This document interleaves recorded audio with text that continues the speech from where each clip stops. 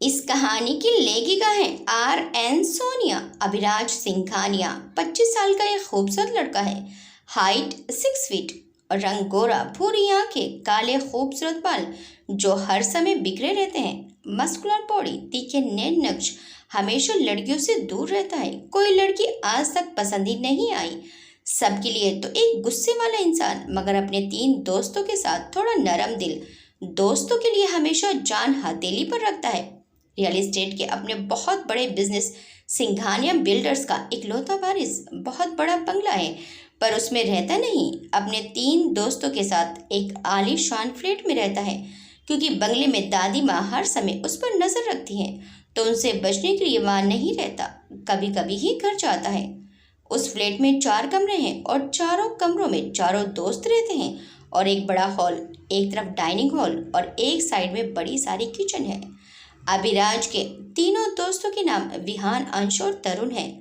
अभिराज वैसे तो तीनों दोस्तों के ही करीब है, परंतु विहान के साथ कुछ ज्यादा ही करीब है। विहान अभिराज के पापा के दोस्त का बेटा है और दोनों की दोस्ती बचपन से है।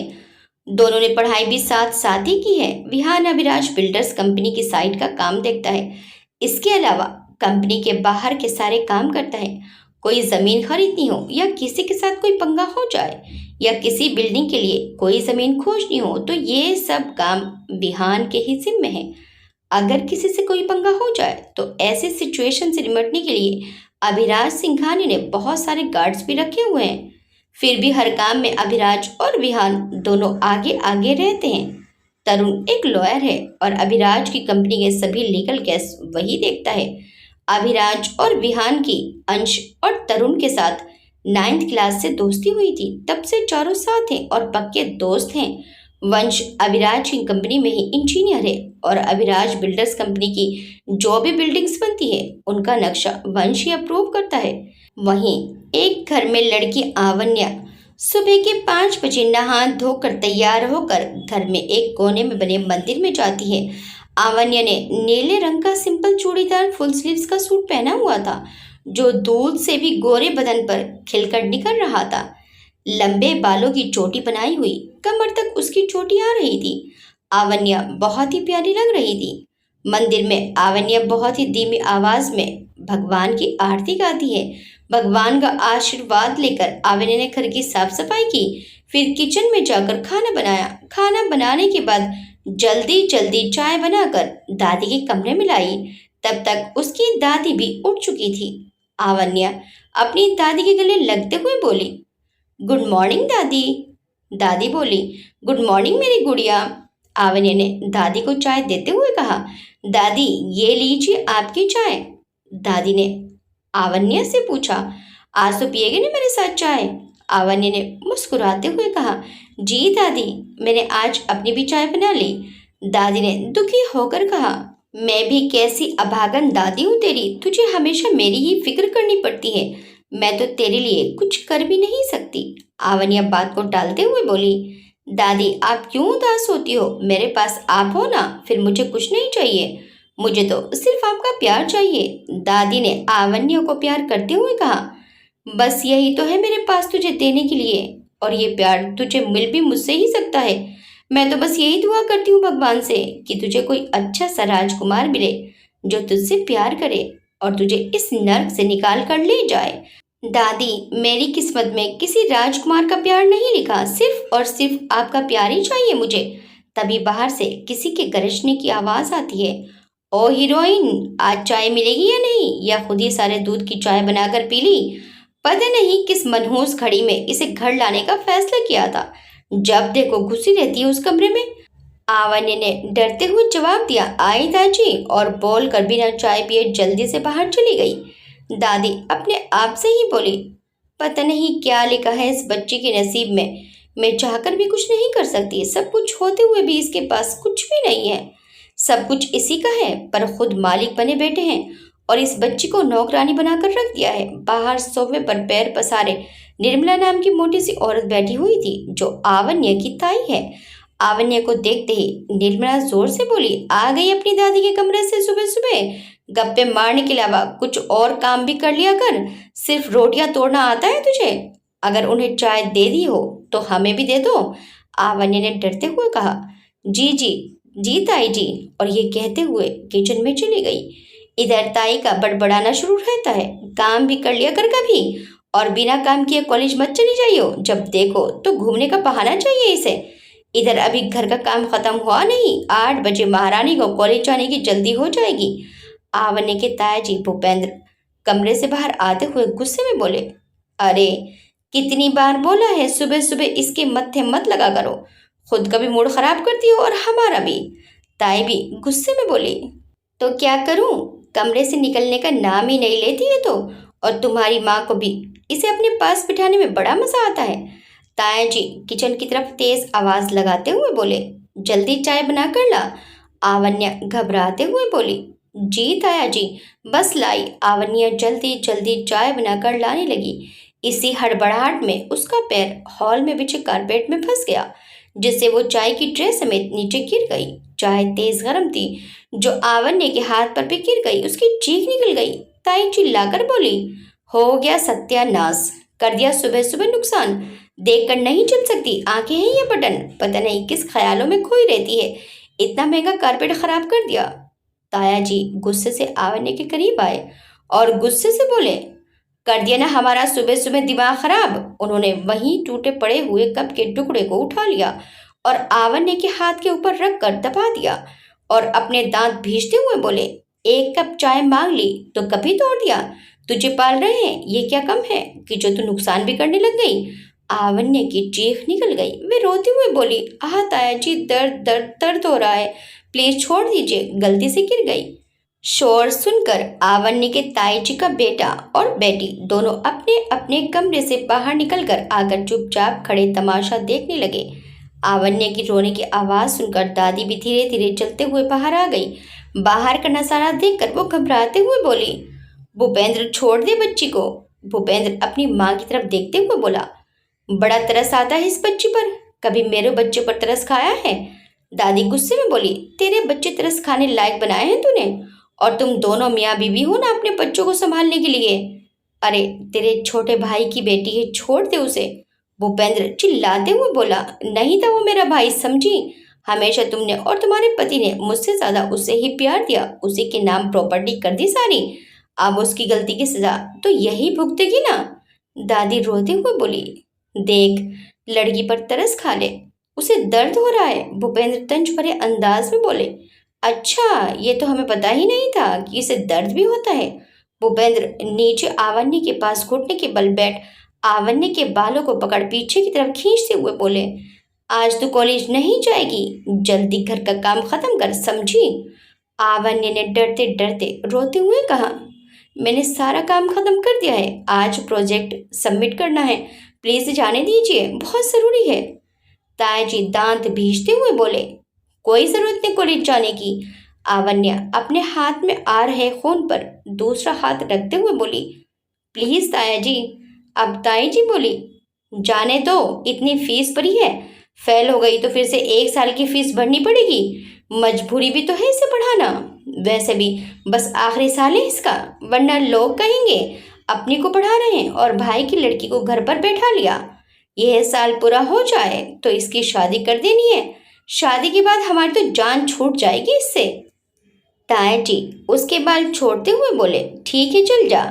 आवन्या वहां से टूटे हुए कप के टुकड़े इकट्ठे कर जल्दी से उठकर किचन की तरफ आ गई। गरम चाय गिरने की वजह से हाथ में भी जलन हो रही थी और कप के टुकड़े लगने की वजह से खून भी निकल रहा था।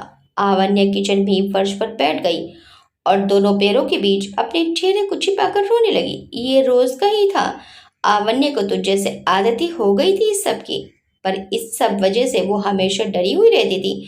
आवन्या के मम्मी पापा की जब वे 10 साल की थी तब एक एक्सीडेंट में डेथ हो गई थी।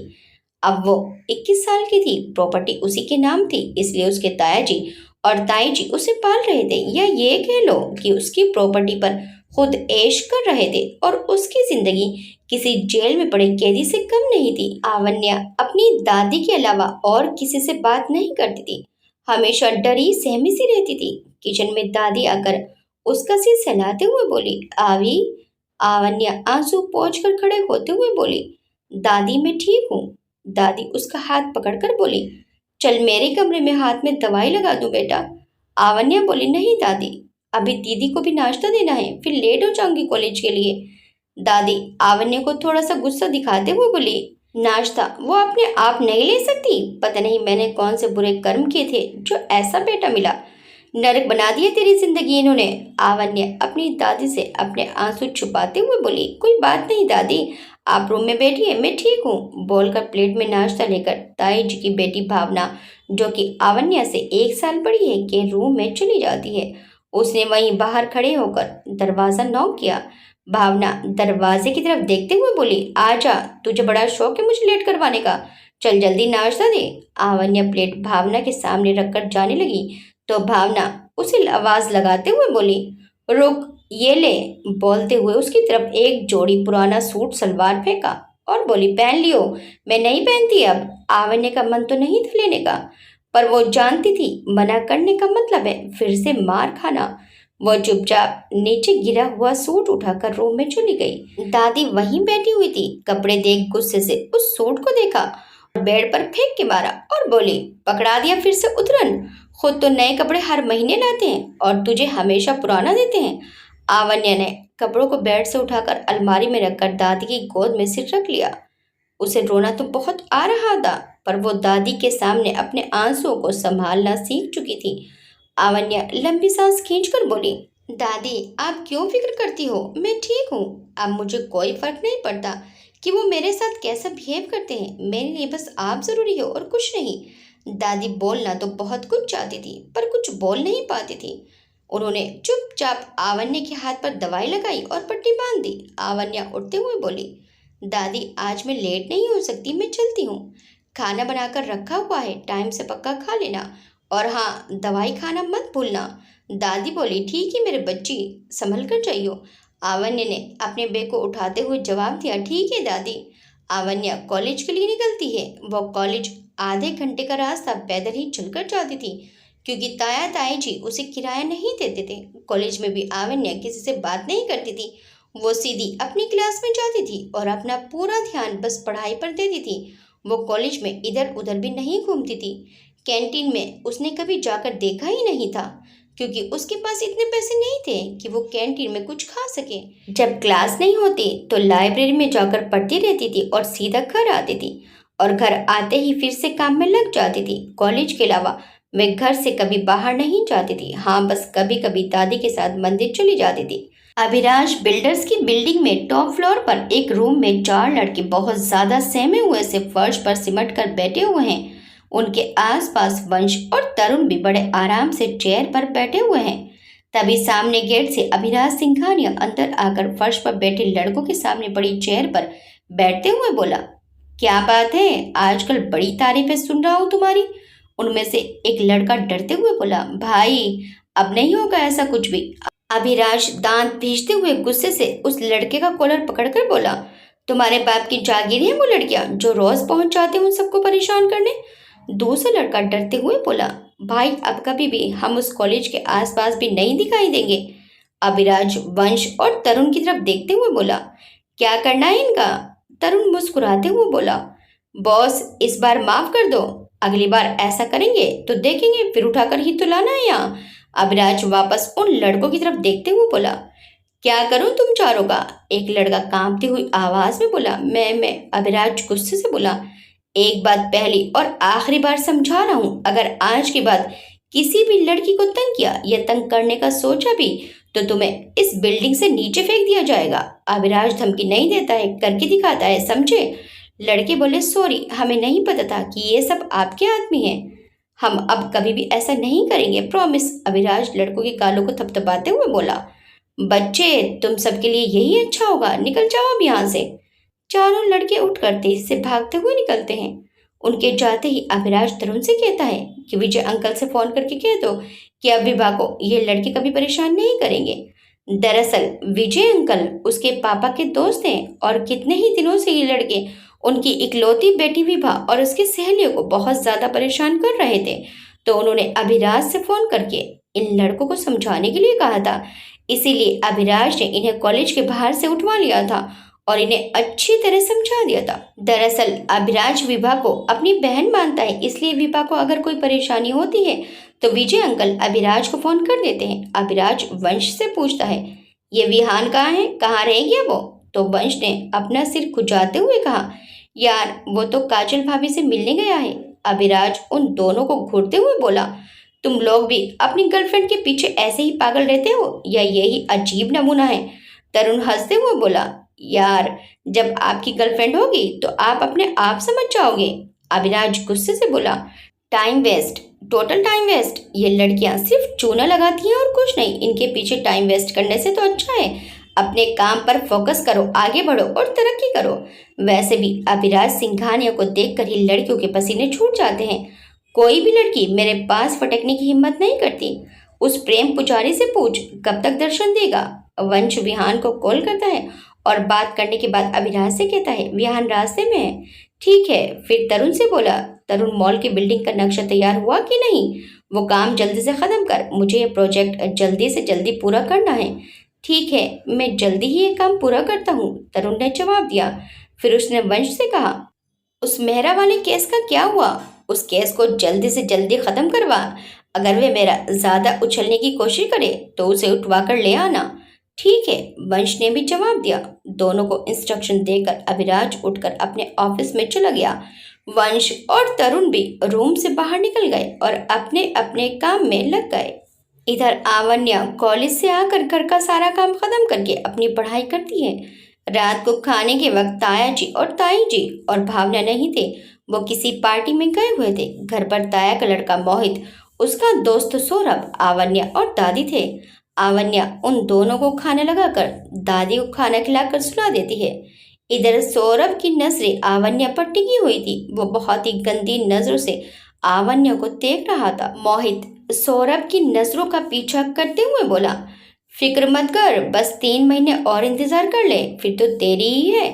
सौरभ कुटिल मुस्कुराहट के साथ बोला, इसे जब देखता हूँ तो इंतजार नहीं कर पाता यार। मोहित हंसते हुए बोला, सब्र का फल मीठा होता है, ये तो ऑलरेडी ही मीठा है। ये बोलकर सौरभ हंसने लगा। विनय भी उसका साथ देने लगा। दोनों खूब हंसने लगे। आवन्या किचन में काम कर रही थी। पीछे से सौरभ ने आकर उसे पकड़ लिया। आवन्या ने पलटकर देखा तो सौरभ को देखकर ही वे डर गई। उसके हाथ से गिलास छूट गया। सौरभ उसे ही घूर रहा था। आवन्या ने डरते हुए कहा, आपको कुछ चाहिए? सौरभ उसे गंदी निगाहों से देखते हुए बोला, हाँ तुम। आवन्या डर से कांपने लगी। वो डरते हुए बोली, मुझे काम करना है। सौरभ आवन्या के बाजुओं पर हाथ फेरते हुए बोला, तुम पर यह नीला रंग बहुत सुंदर लगता है। आवन्या थोड़ा पीछे की तरफ होते हुए बोली, मुझे जाना है। सौरभ ने आवन्या के करीब होते हुए उसका हाथ पकड़ लिया। हाँ चली जाना, किसने मना किया है? आवन्या हाथ छुड़ाते हुए बोली, मुझे लेट हो जाएगा, आप जाने दीजिए मुझे। सौरभ उसके और करीब आते हुए आवन्या के चेहरे पर आ रहे बालों को अपने हाथों की उंगलियों से पीछे करते हुए बहुत ही गंदे तरीके से आवन्या के चेहरे को छूकर बोला, डरती क्यों हो मुझसे इतना? होने वाला पति हूँ तुम्हारा। आवन्या खुद में सिमटते हुए बोली, अभी शादी नहीं हुई है, अभी मुझे जाना है। सौरभ बेशर्मी से बोला, तो होनी तो पक्का है, बस तुम जल्दी से 22 की हो जाओ। 3 महीने तो है तुम्हारे बर्थडे पर, नेक्स्ट डे ही शादी कर लेंगे हम, ठीक है ना? ये कहकर थोड़ा पीछे होता है तो आवन्या एकदम से उसको धक्का देकर किचन से भागते हुए रूम में चली गई। सौरभ किचन से बाहर आते हुए गुस्से से मोहित से बोला, एक बार शादी हो जाने दे, फिर देखूंगा इसको तो। मोहित हंसते हुए बोला, सिर्फ देखेगा? दोनों गंदी सी मुस्कान लिए हुए एक दूसरे को देखते हुए हाई फाई करते हैं। सौरभ वहां से चला जाता है। आवन्या रूम में आई तो देखा कि दादी सो रही थी। उसकी आंखों से आंसू रुकने का नाम ही नहीं ले रहे थे। वो बाथरूम में गई और बाथरूम में जाकर शावर ऑन करके उसके नीचे खड़ी होकर अपने शरीर को वहां वहां से रगड़ने लगी जहां जहां सौरभ ने उसको हाथ लगाया था। वो रोते रोते वहीं शावर के नीचे बैठ गई। दोनों घुटनों के बीच अपना चेहरा छुपाकर रोते हुए बोली, मम्मी पापा आप क्यों गए मुझे छोड़कर? मुझे नहीं रहना यहाँ। ताऊ जी ताई जी के हर अपमान को मैं बर्दाश्त कर लेती हूँ, चुपचाप सब कुछ सह लेती हूँ, उनका हर जुल्म बर्दाश्त किया है मैंने, पर यह गंदी हवस भरी छुअन मुझसे बर्दाश्त नहीं होती। मुझे नहीं करनी इससे शादी। ताऊ जी ताया जी ने पक्का मेरी शादी इससे किसी फायदे के लिए फिक्स की होगी। मम्मी पापा, आप कुछ तो करिए ना, मुझे नहीं करनी इससे शादी। कहाँ हैं आप देख रहे हैं ना कि आपकी बेटी कितनी परेशान है। आ जाइए लौट कर, या फिर मुझे भी अपने पास बुला लीजिए। क्यों सारे दर्द मुझे ही मिलते हैं। दादी के सामने रो भी नहीं सकती, पर आपके सामने तो रो सकती हूँ ना। कुछ करिए ना पापा, कुछ तो करिए। मम्मा, आप ही कुछ कर दीजिए, मुझे इस भेड़िए से बचा लीजिए, मुझे बचा लीजिए। मम्मी पापा, मुझे बचा लीजिए। और ऐसे ही पता नहीं कितनी देर तक रोती रही। जब आंसू थक गए तो बाहर आकर कपड़े लेकर वापस बाथरूम में जाकर चेंज करके वापस आकर दादी के साथ ही सो गई। अगले दिन 12 बजे के करीब अभिराज अपने ऑफिस में बैठा काम कर रहा था। तभी तरुण उसके पास आया और बोला, बॉस एक पंगा हो गया। अभिराज ने अपनी आंखें बंद करके रिवॉल्विंग चेयर पर पीछे से सिर टिका लिया और आंखें बंद किए ही बोला, तो मुझे क्या झंडे गाड़ने जाना है? संभालो पंगा। पंगे संभालने का काम तो तेरा और विहान का ही है ना। यार, विहान पुलिस स्टेशन गया है। ये सुनते ही अभिराज गुस्से से उठा और अपना मोबाइल टेबल से उठाया और बोला, अब किस खुशी में दावत खाने गया है? वहाँ भंडारा बढ़ता है क्या वहाँ, जो जब देखो खाने पहुंच जाता है? हुआ क्या है? तरुण बोला, यार वो उसकी गर्लफ्रेंड है ना, उसे कुछ पंगा हुआ है कुछ। मुझे पता है कि तू सब संभाल लेगा और मैं पुलिस स्टेशन में एक फोन करके सबकी ऐसी तैसी कर दूंगा, पर चलकर देखते हैं कि बात क्या है। अभिराज गुस्से से उठकर ऑफिस से बाहर निकलकर कार में बैठने वाला होता है कि तभी विहान की गाड़ी वहां पहुंच जाती है। विहान को देखकर अभिराज फिर से अपने ऑफिस में चला जाता है। पीछे पीछे वंश, तरुण और विहान भी चले जाते हैं। अभिराज अपनी चेयर पर बैठ जाता है और वे तीनों सोफे में धंस जाते हैं। अभिराज विहान की तरफ देखते हुए बोला, पुलिस स्टेशन मॉर्निंग वॉक करने गया था या भंडारा खाने? विहान मुस्कुराते हुए बोला, नहीं, आफ्टरनून वॉक। अभिराज उसे घूरते हुए बोला, मस्त जोक था, ताली बजाऊं? विहान अभिराज को समझाते हुए बोला, अरे यार इतना गुस्सा क्यों करता है? काजल की बहन को कोई परेशान कर रहा था, उसी के सिलसिले में गया था। अभिराज गुस्से में बोला, ये तेरी कजली के माँ बाप की प्रॉब्लम क्या है? कोई भी दिक्कत होती है तुझे ही आगे कर देते हैं और शादी के नाम से आनाकानी करते हैं। विहान अभिराज की तरफ अजीब सी नजरों से देखते हुए बोला, काजल? अभिराज अटकते हुए बोला, हाँ वही काजल। पता नहीं ये लड़कों को क्या हो जाता है, लड़की को देखकर सब कुछ भूल जाते हैं। विहान चिढ़कर बोला, तुझे बताकर कोई फायदा नहीं। अभिराज रिलैक्स होकर चेयर पर बैठ गया और बोला, वो तो है, अब बताएगा कि क्या हुआ? विहान अभिराज के सवाल पर चुप हो गया। फिर थोड़ी देर में बोला, अरे यार तेरे साथ रहता हूँ यही दिक्कत है उनको, तेरे गुस्से से डर लगता है सबको। अभिराज फटाक से बोला, तो ठीक है फिर रिश्ता खत्म, छोड़ दे साथ। विहान गुस्से में बोला, पागल है, तुझे छोड़ दूं? दिमाग ठिकाने है तेरा? तेरे बिना मैं कैसे छूंगा मेरे कलेजे के छिलके? अभिराज विहान को चुटकी बजाते हुए बोला, ओ हेलो, ओए प्रेम पुजारी, होल्ड ऑन। खुद का साथ छोड़ने को नहीं बोल रहा, उस कजली का साथ छोड़ने को बोल रहा हूँ। और ये कलेजे के छिलके क्या होता है? कहाँ कहाँ से चुन चुन कर शब्द लाता है तू?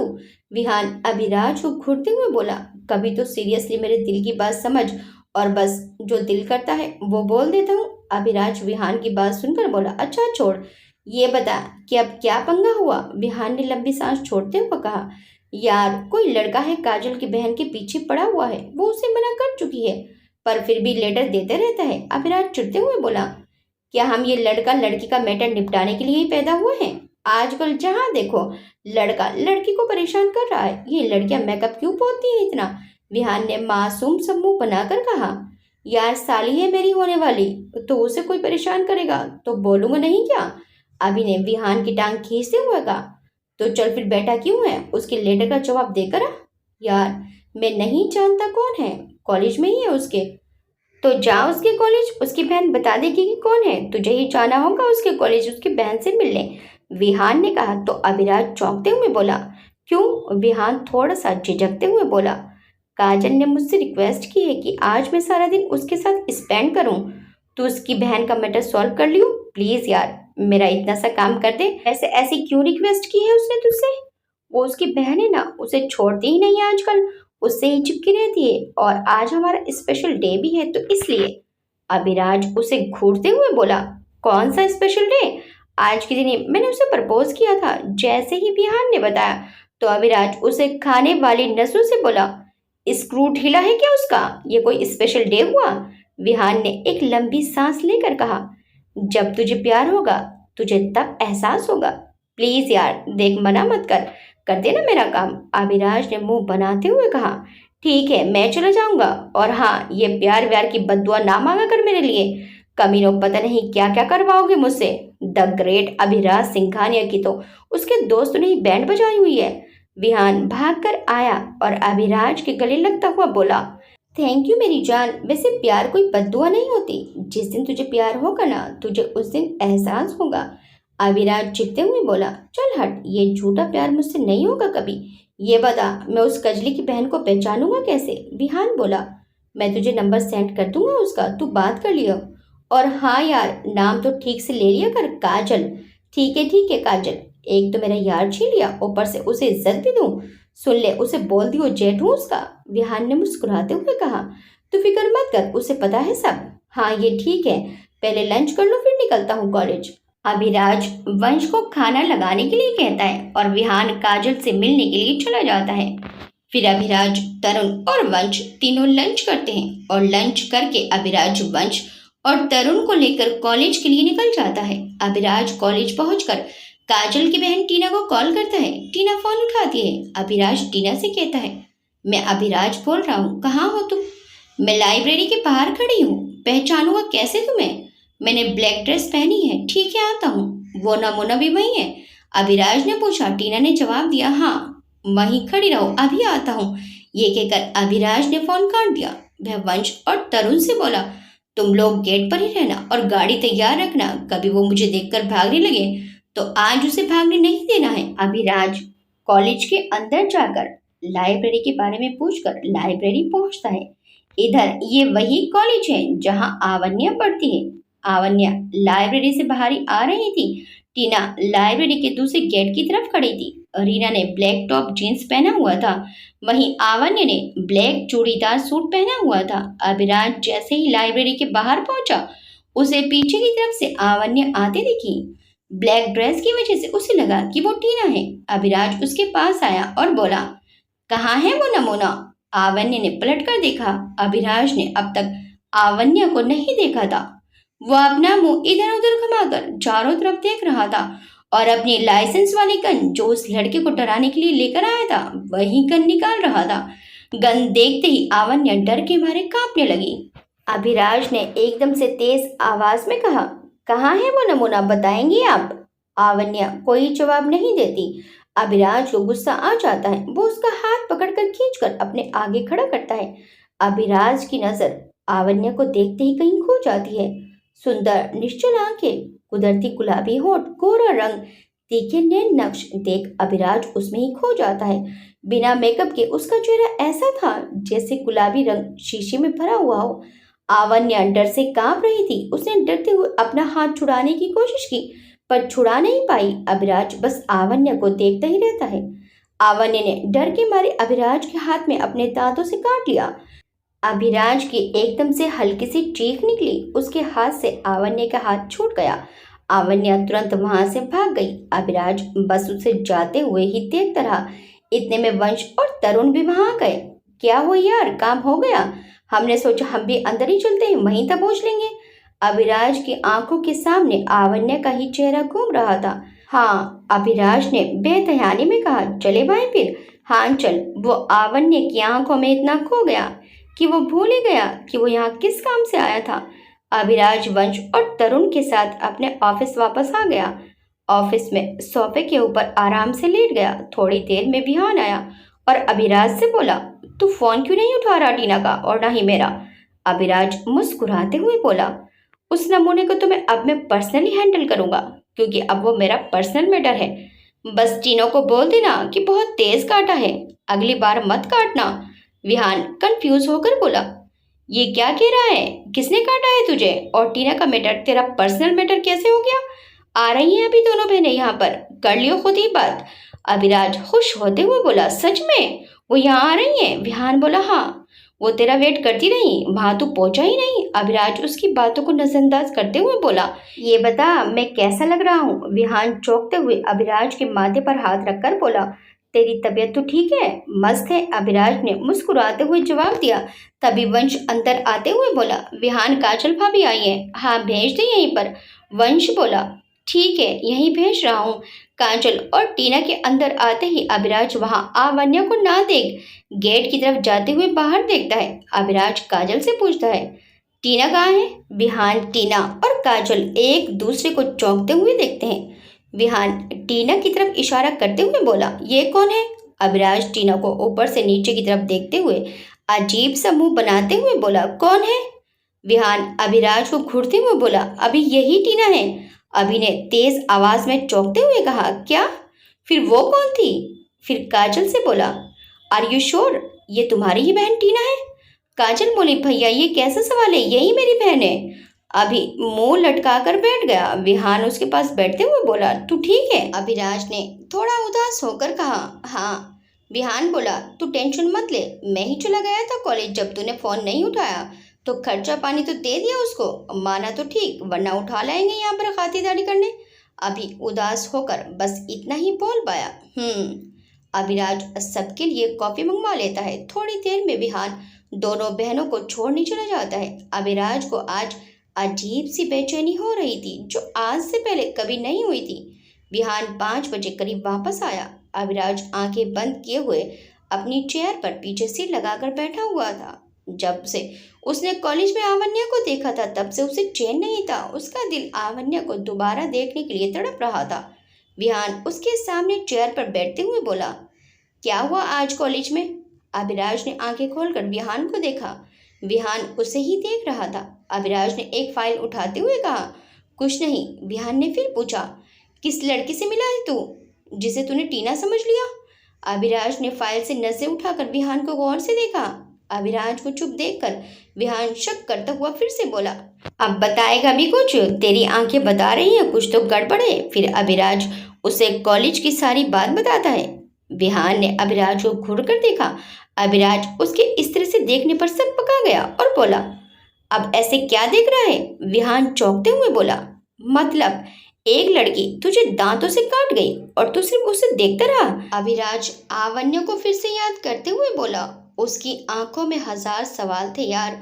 नहीं, कुछ दर्द था उसकी आंखों में। ऐसी फीलिंग कभी भी किसी भी लड़की के लिए नहीं आई मुझे उससे मिलना है दोबारा। विहान ने पीछे कुर्सी पर टेक लगाते हुए कहा, कहाँ ढूंढेगा उसे? उसी कॉलेज में ही होगी ना, कल दोबारा जाऊंगा उस कॉलेज में। अभिराज ने विहान को अपने दिल की बात बताते हुए कहा। अगले दिन दादी की तबीयत कुछ ठीक ना होने के कारण आवन्या आज कॉलेज नहीं जाती। वहीं पर अभिराज उसे रात भर कॉलेज पहुंचने की बेचैनी में नींद ही नहीं आई। सारी रात आवन्या का मासूम सा डरा हुआ चेहरा उसकी आंखों में घूमता रहा। अभी सुबह 7 बजे ही नहा धोकर तैयार होकर विहान को उठाते हुए बोला, क्या कर रहा है, जल्दी उठ। अभिराज ने एक आंख खोलते हुए पूछा, कितने बज गए? अभिराज बोला, 7 बज गए हैं, जल्दी कर, लेट हो जाएंगे। विहान चौंकते हुए अभिराज को देखते हुए बोला, इतनी सुबह सुबह कौन सी मीटिंग है आज, और आज इतना किस खुशी में चमक रहा है? अभिराज को गजब स्टाइल में देखकर विहान बोला। अभिराज विहान को घूरते हुए बोला, तुझे रात को बताया था ना कॉलेज जाना है, तो सिर्फ 10 मिनट दे रहा हूँ, जल्दी बाहर आ। विहान कुटते हुए उठा और बोला, हाँ अभी आता हूँ। और अभिराज उसे बोलकर वंश के कमरे में चला जाता है। विहान बिना नहाए धोए वैसे ही बाहर आ जाता है। अभिराज आकर देखता है कि वंश और तरुण एक ही जगह सो रहे हैं, तो अभिराज दोनों को उठाता है और वंश को अपने साथ लेता है और तरुण से कहता है, तू टाइम से ऑफिस चले जाना और मेरे आने तक संभाल लेना। तरुण नींद में ही कहता है, ठीक है, तुम लोग आराम से मिशन पर जाओ, मैं सब संभाल लूंगा, भगवान करे तुम मिशन में कामयाब होकर लौटो। और ये कहकर फिर से सो गया। फिर अभिराज विहान और वंश के साथ नीचे आ जाता है। वंश अभी आधी नींद में था। वंश आंख मलते हुए ड्राइविंग सीट पर बैठता है और विहान कार में बैठते ही आंखें बंद करके बैठ गया और बोला, जब कॉलेज पहुंच जाए तब बता दियो। वंश आंखें बंद किए हुए उबासी लेता हुआ, ठीक है भाई। अभिराज को ये देखकर गुस्सा आ गया। वो वंश को धक्का देते हुए बोला, हट यहाँ से, तू कॉलेज पहुंचाने के बजाय परलोक पहुंचा देगा। अभी तो मिला भी नहीं हूँ उसे, मैयत में भी नहीं आएगी वो मेरी। चल उतर, मैं चलाता हूँ। वंश चुपचाप उतर कर दूसरी तरफ से कार में बैठ गया और फिर से सो गया। अभिराज खुद कार ड्राइव करता है। कॉलेज पहुंचकर कार से नीचे उतरते हुए बोला, मोनो उठ जाओ, चलो ढूंढना भी है लड़की को। विहान उठकर कार की खिड़की से ही बाहर से निकालते हुए बोला, पहुंच गए कॉलेज इतनी जल्दी? अभिराज ने उसे घूरकर देखा। विहान ने घबराते हुए कहा, अरे मेरे बाप उतर रहा हूँ, रुक। पता नहीं क्यों मिलना है इसे उस लड़की से, हमारी नींद हराम कर दी। इतनी सुबह कौन उठता है? विहान बोलता हुआ कार से उतरता है। अभिराज ने वंश को घूरते हुए देखा, जिसकी खर्राटे की आवाज आ रही थी। विहान अभिराज की तरफ देखते हुए वंश को उठाता है। वंश के गाल पर प्यार से सहलाते हुए विहान बोला, उठ जा बाबू, उठ जा वंश बेटा, नहीं तो आज ये अभी हमें हमेशा के लिए सुला देगा। लड़की ढूंढनी है। वंश नींद में ही हड़बड़ाते हुए बोला, भाई किसकी लड़की खो गई? अभिराज ने दोनों को गुस्से से देखा और बोला, हट यहाँ से, इसकी तो लड़की मैं ढूंढता हूँ आज। विहान अभिराज के गुस्से को देखते हुए वंश को और तेज से हिलाते हुए बोला, जल्दी से उठ जाना, कसम से आज तू अभी के हाथों शहीद हो जाएगा। वंश हड़बड़ाते हुए नींद से उठा और बोला, भाई पहुंच गए क्या? विहान घबराते हुए बोला, हाँ पहुंच गए, अब जल्दी से नीचे उतर वरना आज ही अभी हमें ऊपर पहुंचा देगा। वंश तेज से कार से उतर गया। विहान अब अभिराज से बोला, बता अब हमें क्या करना है? अभिराज ने बड़े आराम से कहा, लड़की को ढूंढना है। विहान बड़े प्यार से बोला, अरे मेरे भाई, कॉलेज में 1000 लड़कियां पढ़ती होंगी, कैसे ढूंढेंगे हम दोनों, उसे कैसे पहचानेंगे? और अभी तो कॉलेज में स्टूडेंट आने शुरू ही हुए हैं। हाँ तो ढूंढने में टाइम भी तो लगेगा ना। वंश आंख मलते हुए बोला, भाई पर ढूंढेंगे कैसे? अभिराज वंश को ऐसे देखकर गुस्से में बोला, पहले तो ना ये आंखें मलना बंद कर। रात को क्या जागरण कर रहा था, सोया क्यों नहीं? गर्लफ्रेंड से बातें कम क्या कर रात को? वंश मासूम सा चेहरा बनाते हुए बोला, भाई इतने सुबह कभी उठते नहीं है ना। अभी उसकी शर्ट के कॉलर को पकड़कर सही करते हुए बोला, ठीक है, कल से पहले ही नहा धोकर आना। विहान और वंश ये सुनते ही आंखें बड़ी करके पहले तो एक दूसरे को देखते हैं, फिर अभिराज को देखकर दोनों एक साथ बोले, रोज आना है यहाँ सुबह? तो अभिराज मुंह बनाकर बोला, पहले अभी तो ढूंढो, कल का कल देखेंगे। विहान खींच कर बोला, अब बताएगा ढूंढना कैसे है? अभिराज मुस्कुराते हुए बोला, कल उसने ब्लैक कलर का सूट पहना हुआ था, लंबे बाल की चोटी बनाई हुई थी, बहुत ही प्यारी आंखें और सबसे सुंदर उसके गुलाबी होंठ, और वो बहुत सुंदर है। ये सुन वंश चौंकते हुए कभी विहान को तो कभी अभिराज को देख रहा था। वहीं विहान अपने दोनों हाथों को आपस में फोल्ड कर खड़ा हुआ था और अभिराज को बहुत ही गुस्से से घूरे जा रहा था। अभिराज बोला, ऐसे क्या घूर रहा है? विहान अभिराज को घूरते हुए बोला, वो वंश है क्या जो रोज एक ही काले कपड़ों को पहनती रहेगी और हम ब्लैक ड्रेस वाले को ही ढूंढे? हर लड़की को पकड़ पकड़ कर चेक करते रहे कि उसने पिंक कलर की लिपस्टिक लगाई है या नहीं, उसकी आंखें सुंदर हैं या महंगी हैं, या हर लड़की से ये पूछें कि उसका गोरा रंग मेकअप से है या ऊपर से ही गोरी टपकी है। अभिराज चुप हो जाता है। विहान फिर से बोला, ये तो पागल हो गया है एक लड़की के पीछे, और पहले तो ये तो पता चले कि तू ढूंढ क्यों रहा है। अभिराज रोनी सूरत बनाते हुए बोला, पता नहीं, बस मुझे उससे मिलना है। विहान बोला, खुद को शांत कर, तू पहचानता तो है ना उसे? हाँ, कभी नहीं भूल सकता वो चेहरा। चल फिर हर क्लास में जाकर ढूंढते हैं, हम दोनों तेरे साथ ही रहेंगे। अभिराज खुश होते हुए बोला, ठीक है। विहान बोला, तुम दोनों क्लासेस में चलो, मैं प्रिंसिपल से परमिशन लेकर आता हूँ। अभी बोला, ठीक है। अभिराज ने पूरे कॉलेज में आवन्य को ढूंढा पर वो कहीं नहीं मिली। लास्ट में वह गुस्से में आकर कार में बैठ जाता है। विहान और वंश भी आकर कार में बैठ जाते हैं। अभिराज की आंखों से पता चल रहा था कि अभी उसे गुस्सा भी आ रहा है और वो उदास भी है। विहान उसे तसल्ली देते हुए कहता है, यार हो सकता है कि वो इस कॉलेज में पढ़ती ही ना हो या फिर किसी काम से आई हो। अभिराज कोई जवाब न देकर वंश से बोला, चलिए यहाँ से। ठीक है भाई, बोलकर वंश कार स्टार्ट कर लेता है। अभिराज कॉलेज में आवन्य को ना पाकर उदास हो गया था। वो चुपचाप विहान और वंश के साथ घर वापस आ गया। अभिराज घर आकर हॉल में सोफे पर लेट गया। 10 बज गए थे। तरुण नहा धोकर ऑफिस जाने ही वाला था कि उन तीनों को देखकर रुक गया। उसने अभिराज के उतरे हुए चेहरे को देखकर वंश से पूछा, क्या हुआ, मिशन फ्लॉप हो गया क्या? वंश ने भी बुरा सा मुंह बनाकर हाँ में सिर हिला दिया। तरुण ने तीनों से कहा, तुम तीनों ने सुबह से कुछ खाया भी नहीं है, अभी तो नहा चुका है, तुम दोनों भी जल्दी से डुबकी लगा कर आओ, मैं तुम लोगों के लिए नाश्ता बना कर लाता हूँ। ये कहकर तरुण किचन में चला गया। अभिराज बिल्कुल गुमसुम था। उसके चेहरे पर उदासी छाई हुई थी। अभी उसका ऑफिस जाने का भी मन नहीं कर रहा था। विहान उसके पास बैठते हुए बोला, अभी बोलना क्या हुआ है? क्यों इतना शिद्दत से उस लड़की को ढूंढ रहा है? अभिराज उठकर बैठते हुए बोला, नहीं पता यार, बस उसकी आंखें मेरा पीछा नहीं छोड़ रही। आंखें बंद कर रहा हूं तो उसी का चेहरा सामने घूम रहा है। उसके बारे में सोचकर मुस्कुराने का मन कर रहा है उसको यहाँ अपने सामने बिठाकर बस देखता रहूं और उससे खूब बातें करूं। कुछ अजीब सा एहसास हो रहा है कि पता नहीं अब कभी मिलेगी भी मुझे या नहीं। तो कुछ खोने का डर लग रहा है। मुझे नहीं पता कि क्यों हो रही है बेचैनी। दिल कुछ बेचैन सा है, कुछ घबराहट सी है, एक अलग ही एहसास हो रहा है। विहान ने मुस्कुराते हुए उसे देखा। अभिराज चिढ़कर विहान को देखते हुए बोला, ऐसे क्यों घूरता रहता है मुझे? विहान मुस्कुराते हुए बोला, मेरे लाल तुझे प्यार हो गया है उससे। अभिराज हगलाते हुए बोला, पागल है तू, प्यार और मुझे? चल हट। विहान बोला, तो बता बेटा फिर ये क्या है? आज तक कभी किसी भी लड़की के लिए तुझे ऐसा नहीं देखा। अरे तू तो किसी लड़की की तरफ देखता तक नहीं था। तू ही बता फिर क्यों उस लड़की के लिए पागल हो रहा है? वंश विहान की बात में बात जोड़ते हुए बोला, हाँ यार, कल देखा था हमने इसके चेहरा। जब से कॉलेज से आया था तब से गुमसुम था बिल्कुल। तरुण और मैं तो उस लड़की के चले जाने के बाद ही पहुंचे थे इसके पास। तुझे प्यार हो गया है पहली नजर का, यही सच है भाई। तभी विहान अभिराज के पास से उठकर पास में रखे हुए म्यूजिक प्लेयर में गाना लगाता है। गाने के बोल थे, प्यार हुआ इकरार हुआ है, प्यार से फिर क्यों डरता है दिल। विहान वंश को लेकर डांस करने लगता है। अभिराज के चेहरे पर स्माइल आ जाती है। कहता है दिल, रास्ता मुश्किल मालूम नहीं है कहाँ मंजिल, प्यार हुआ इकरार हुआ। विहान अभिराज का हाथ पकड़कर उठाता है और डांस करने लगता है। गाने की आवाज सुनकर किचन से तरुण भी वहां आ गया। चारों हंसते हुए डांस करने लगे। विहान खुशी से अभिराज को गले लगाते हुए बोला, अब तो कैसे भी करके उसे ढूंढ कर ही रहेंगे। वंश बोला, भाई पर ढूंढेंगे कैसे? न नाम मालूम न पता, कॉलेज में भी नहीं मिली, ढूंढेंगे कहाँ? अभिराज का ये सुनकर मुंह उतर गया। विहान अभिराज से बोला, अरे मेरे लाल तुम मूड मत ऑफ कर अपना। तेरी किस्मत में यही लड़की लिखी है, ये तुझे जरूर मिलेगी, कहीं से भी ढूंढ निकालेंगे। आखिर में हमारे अभिराज सिंघानिया का प्यार है।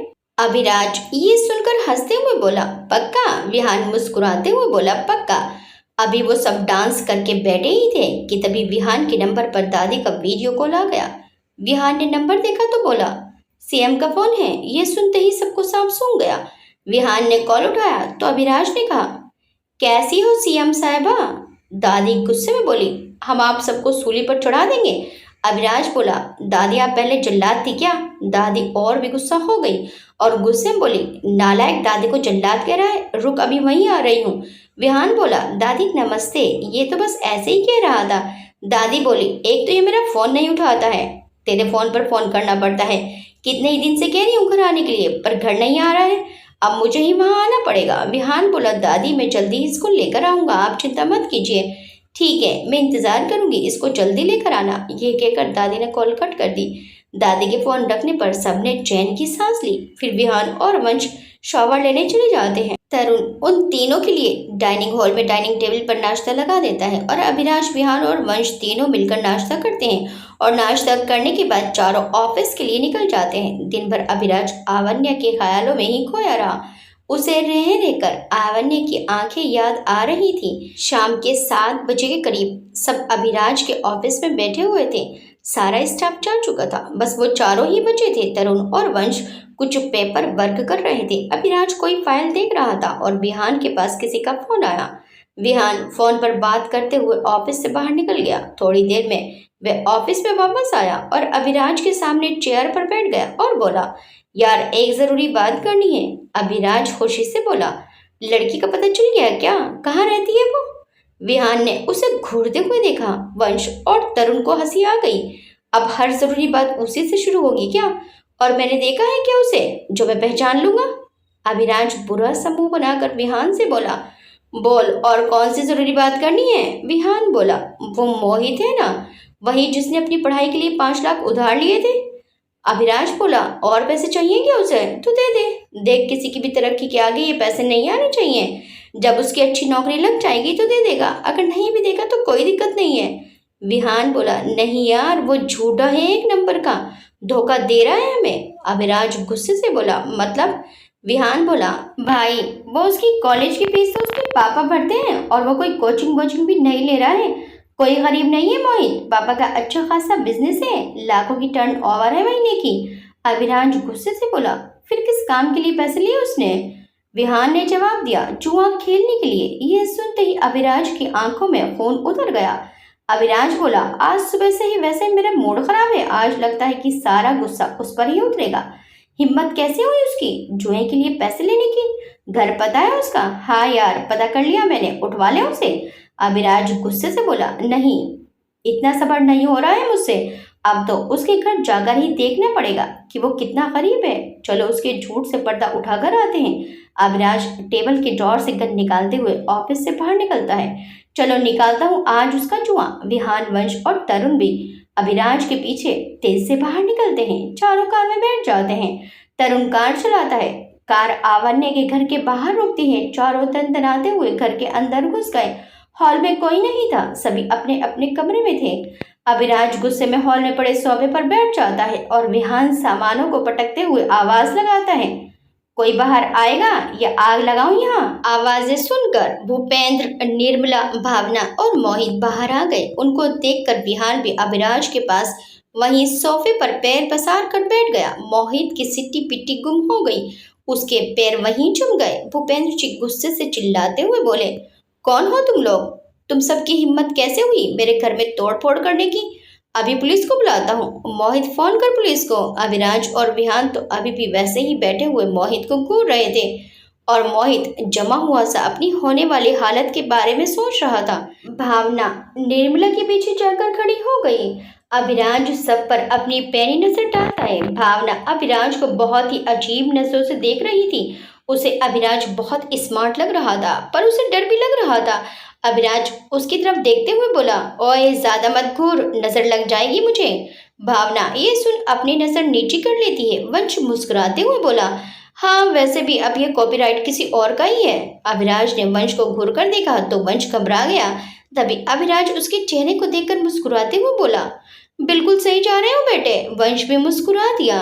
निर्मला चिल्लाते हुए बोली, कौन हो तुम लोग, यहाँ क्यों आए हो? अभिराज गुस्से से बोला, पूछो अपने बेटे से। निर्मला जी और भूपेंद्र जी मोहित की तरफ देखते हैं तो वो नजरें चुराने लगता है। विहान बोला, आपके बेटे के दोस्त हैं, चाहे तो पूछ लो। सब मोहित की तरफ देखते हैं। मोहित डरते हुए बोला, हाँ दोस्त है मेरे। भूपेंद्र जी बोले, ऐसे कैसे दोस्त हैं जो घर में ऐसे तोड़फोड़ कर रहे हैं? वंश भूपेंद्र जी के पास खड़ा हुआ था। वो बोला, अंकल जी आप तो बुरा मान गए, दोस्त तो मजाक कर सकते हैं ना, हमने भी बस मजाक किया है, क्यों मोहित? मोहित हकलाते हुए जल्दी से बोला, हाँ हाँ। अभिराज सबको वहां बैठने का इशारा करता है। भूपेंद्र और निर्मल जी वहीं बैठ जाते हैं। अभिराज सबके सामने मोहित को बैठने को बोलता है। विहान बोला, यार हम तुझसे मिलने आए हैं, कुछ चाय पानी नहीं पिलाएगा क्या? विहान अभिराज से गन लेकर अपने हाथ में गन पकड़ते हुए बोला। मोहित हगलाते हुए बोला, हाँ भाई। मोहित अपनी मम्मी की तरफ देखता है। भूपेंद्र जी और निर्मला जी समझ तो जाते हैं पर चुप रहते कि कुछ तो गड़बड़ है। ताई जी ने आवन्या को चिल्लाते हुए आवाज लगाई, आवन्या घर में मेहमान आए हैं, सबके लिए चाय पानी ला जल्दी। अभिराज अपने कान पर हाथ रखते हुए बोला, आंटी जरा धीरे बोलो, चिल्ला क्यों रही हो? निर्मला जी बोली, वो ऊपर है ना। उनकी नजरें विहान की गन पर ही थी। अविराज ने निर्मला जी को गन की तरफ देखते हुए देखा तो हंसते हुए बोला, अरे इस गन से हम कुछ नहीं करेंगे आपको। फिर मोहित की ओर देखते हुए बोला, बस किसी को सबक सिखाएंगे। तभी वंश को चाय याद आई तो बोला, आंटी जी बुला लीजिए जिनको बुला रही थी, कुछ चाय पानी पी ही ले।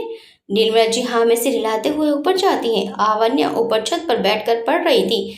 निर्मला जी आवन्या को देखकर गुस्से से बोली, तुझे सुनाई नहीं देता है क्या? यहाँ घर में भूकंप आने को है तो यहाँ आराम फरमा रही है। कितनी आवाज लगा ली मैंने, कान में क्या रोई ठूस रखी थी जो तुझे सुनाई नहीं दिया? मुझे ही ऊपर आना पड़ा।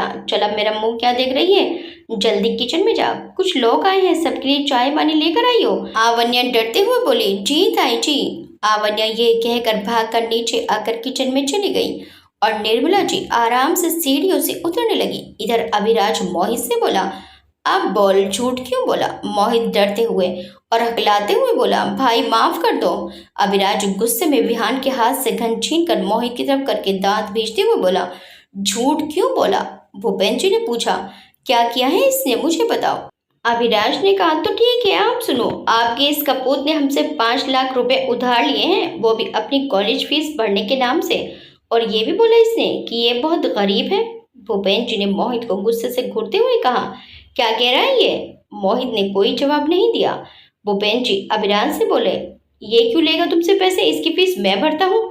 विहान बोला, जुआ खेलने के लिए? झूठ बोलकर इसने पैसे लिए। भूपेन जी ने मोहित को घूर कर देखा, पर फिर अपने बेटे की गलती छिपाने के लिए बोले, तो तुम्हें मुझसे पूछ कर देने चाहिए थे ना। मैं नहीं दूंगा कोई पैसे, निकलो यहाँ से, वरना मैं पुलिस बुला लूंगा। अविनाश अपने पैर के ऊपर पैर रखते हुए बोला, वाह बेटा तो बेटा, बाप भी माशाल्लाह। अपने बेटे की गलती मानने की बजाय उसे बढ़ावा दे रहे हो। तुम जानते हो कौन हूं मैं? अभिराज सिंघानिया। मैं खुद पुलिस को फोन कर देता हूँ और वो आपके सामने इसे खुद मेरे हवाले कर देंगे। अभिराज वंश की तरफ गन फेंकते हुए बोला। वंश ने गन कैच कर ली और वंश ने वो गन मोहित की खोपड़ी पर तान दी। फिर अभिराज पैर फैलाते हुए बोला, बुला पुलिस, अब यहीं बैठे हैं हम। सबकी सिट्टी पिट्टी गुम हो गई। भावना तो माँ को कस कर पकड़कर वहीं कोने में खड़ी हो गई। किसी के मुंह से एक शब्द भी नहीं निकला। तभी एक साथ कई बर्तन गिरने की आवाज आती है। जैसे ही बर्तन गिरने की आवाज आती है, सब उस तरफ चौंकते हुए देखते हैं। वो आवन्या थी। आवन्या वंश के हाथ में गन देख कर डर गई थी, इसलिए उसके हाथों से चाय की ट्रे गिर गई जो वो सबके लिए लेकर आई थी। आवन्या के हाथ से ट्रे छूटने की वजह से वे और भी ज्यादा डर गई और सहम कर खड़ी हो गई। अभिराज की नजर जैसे ही आवन्या पर पड़ी, वो चौंकते हुए खड़ा हो गया। ये देख विहान ने अभिराज को देखा। अभिराज बस आवन्या को ही देखे जा रहा था और उसके चेहरे पर भी मुस्कुराहट आ गई थी। अभिराज फिर से आवन्या की आंखों में खो गया। आवन्या भी भूत बनकर खड़ी हो गई, हिली नहीं, वहीं पर डरी सहमी सी खड़ी रही। उसकी डरी हुई नजरें वंश की गन पर थी। विहान को कुछ शक हुआ तो वो भी खड़ा होकर अभिराज के कान के पास आकर धीरे से बोला, बच गया बेटा, सही टाइम पर वंश को गन दे दी, वरना कल भी हाथ में गन लिए हुए देखा था और आज भी देखती तो इज्जत का तो फालूदा ही हो जाता। अविराज ने चौंकते हुए सवालिया नजरों से विहान को देखा। विहान मुस्कुराते हुए बोला, वही है ना कॉलेज वाली। अविराज ने मुस्कुराते हुए पलकें झपका दी। उसका दिल तो आवन्या को देखकर गार्डन गार्डन हो गया और बल्लियों उछलने लगा। अविराज तो बहुत खुश हो गया। ये पहली बार था कि वो किसी के घर पर इस तरह से धमकाने आ गया। उसके लिए तो 5 लाख बहुत छोटा सा अमाउंट है। इतने पैसे तो वो जरा सी देर में ऐसे ही खर्च कर देता है। शायद उसके दिल की बेताबी की वजह से या फिर आवन्या को इस नर्क से निकालने के लिए ही भगवान ने उसे आवन्या से फिर से मिला दिया, वो भी इतनी जल्दी। नीलमा जी आवन्या के पास आते हुए जोर से बोली, कर दिया सत्यानाश, जब देखो कुछ ना कुछ गिराती रहती है। यह सुनकर अभिराज को गुस्सा आ गया। वो कुछ बोलने ही वाला था, पर विहान ने उसका हाथ पकड़कर चुप रहने का इशारा किया और अभिराज से बोला, माँ है इसकी, हमारा हक नहीं बनता अभी कुछ कहने का, तो अभी शांत रहे। अभिराज वहीं खड़ा रहा। विहान बोला, आंटी जी कोई नहीं, रहने दीजिए, गन देख कर तो अच्छे अच्छों की बोलती बंद हो जाती है। विहान ने वंश को गन नीचे करने का इशारा किया। वंश ने गन पैंट के बैक साइड में रख ली। विहान ने मोहित के पास बैठते हुए अभिराज को देखा। अभिराज ने तो एक दीवार से टेक लगा ली और दीवार से टेक लगाई ही बस आवन्या को ही देखने में बिजी हो गया। आवन्या एक तरफ डरी हुई सी खड़ी थी। इधर भावना ने जब अभिराज को आवन्या को देखते हुए देखा तो उसे गुस्सा आने लगा। भावना गुस्से से आवन्या की तरफ देखते हुए बोली, जा जल्दी जा, चाय बना कर ला।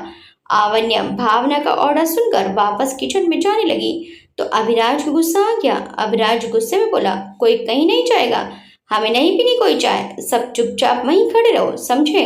आवन्या वहीं एक कोने में डरते हुए खड़ी हो गई। अभिराज फिर से आवन्या को देखने लगता है। तरुण और वंश विहान के पास आकर धीरे से बोले, यार ये अभी को क्या हो गया? विहान टेढ़ी मुस्कान के साथ बोला, लवेरिया।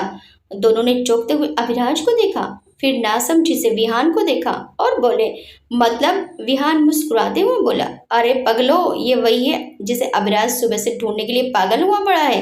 वंश ये सुनकर खुश होते हुए बोला, यानी कि ये वही कॉलेज वाली लड़की है? विहान मुस्कुराते हुए बोला, हाँ। वो दोनों भी खुश हो गए और आवन्या को देखा तो अभिराज की पसंद को मान गए। विहान अब भूपेन जी की तरफ देखते हुए बोला, तो अंकल जी मुद्दा ये है कि पहली बात तो आपके बेटे ने झूठ बोलकर पैसे लिए, दूसरी बात अब पैसे कब दे रहे हो ये बताओ आप। भूपेंद्र जी भी अब अभिराज सिंघानिया का नाम सुनकर गन देखकर घबरा गए थे। वो बोले, मेरे पास नहीं है 5 लाख। वंश जल्दी से बोला, भाई ये झूठ बोल रहे हैं, पूरी डिटेल निकाली है इनकी। आवान्य इवेंट मैनेजमेंट कंपनी के मालिक हैं ये, लाखों का टर्नओवर है महीने का। भूपेंद्र जी अटकते हुए बोले, अभी नुकसान में चल रहा है। विहान खड़ा होता हुआ अंश और तरुण की तरफ देखते हुए मोहित की तरफ इशारा करके बोला, उठा लो इसे। वंश और तरुण दोनों मोहित को पकड़कर बाहर ले जाने लगते हैं। मोहित चिल्लाने लगा, पापा पापा बचा लो। भूपेंद्र जी बोले, कहाँ ले जा रहे हो मेरे बेटे को?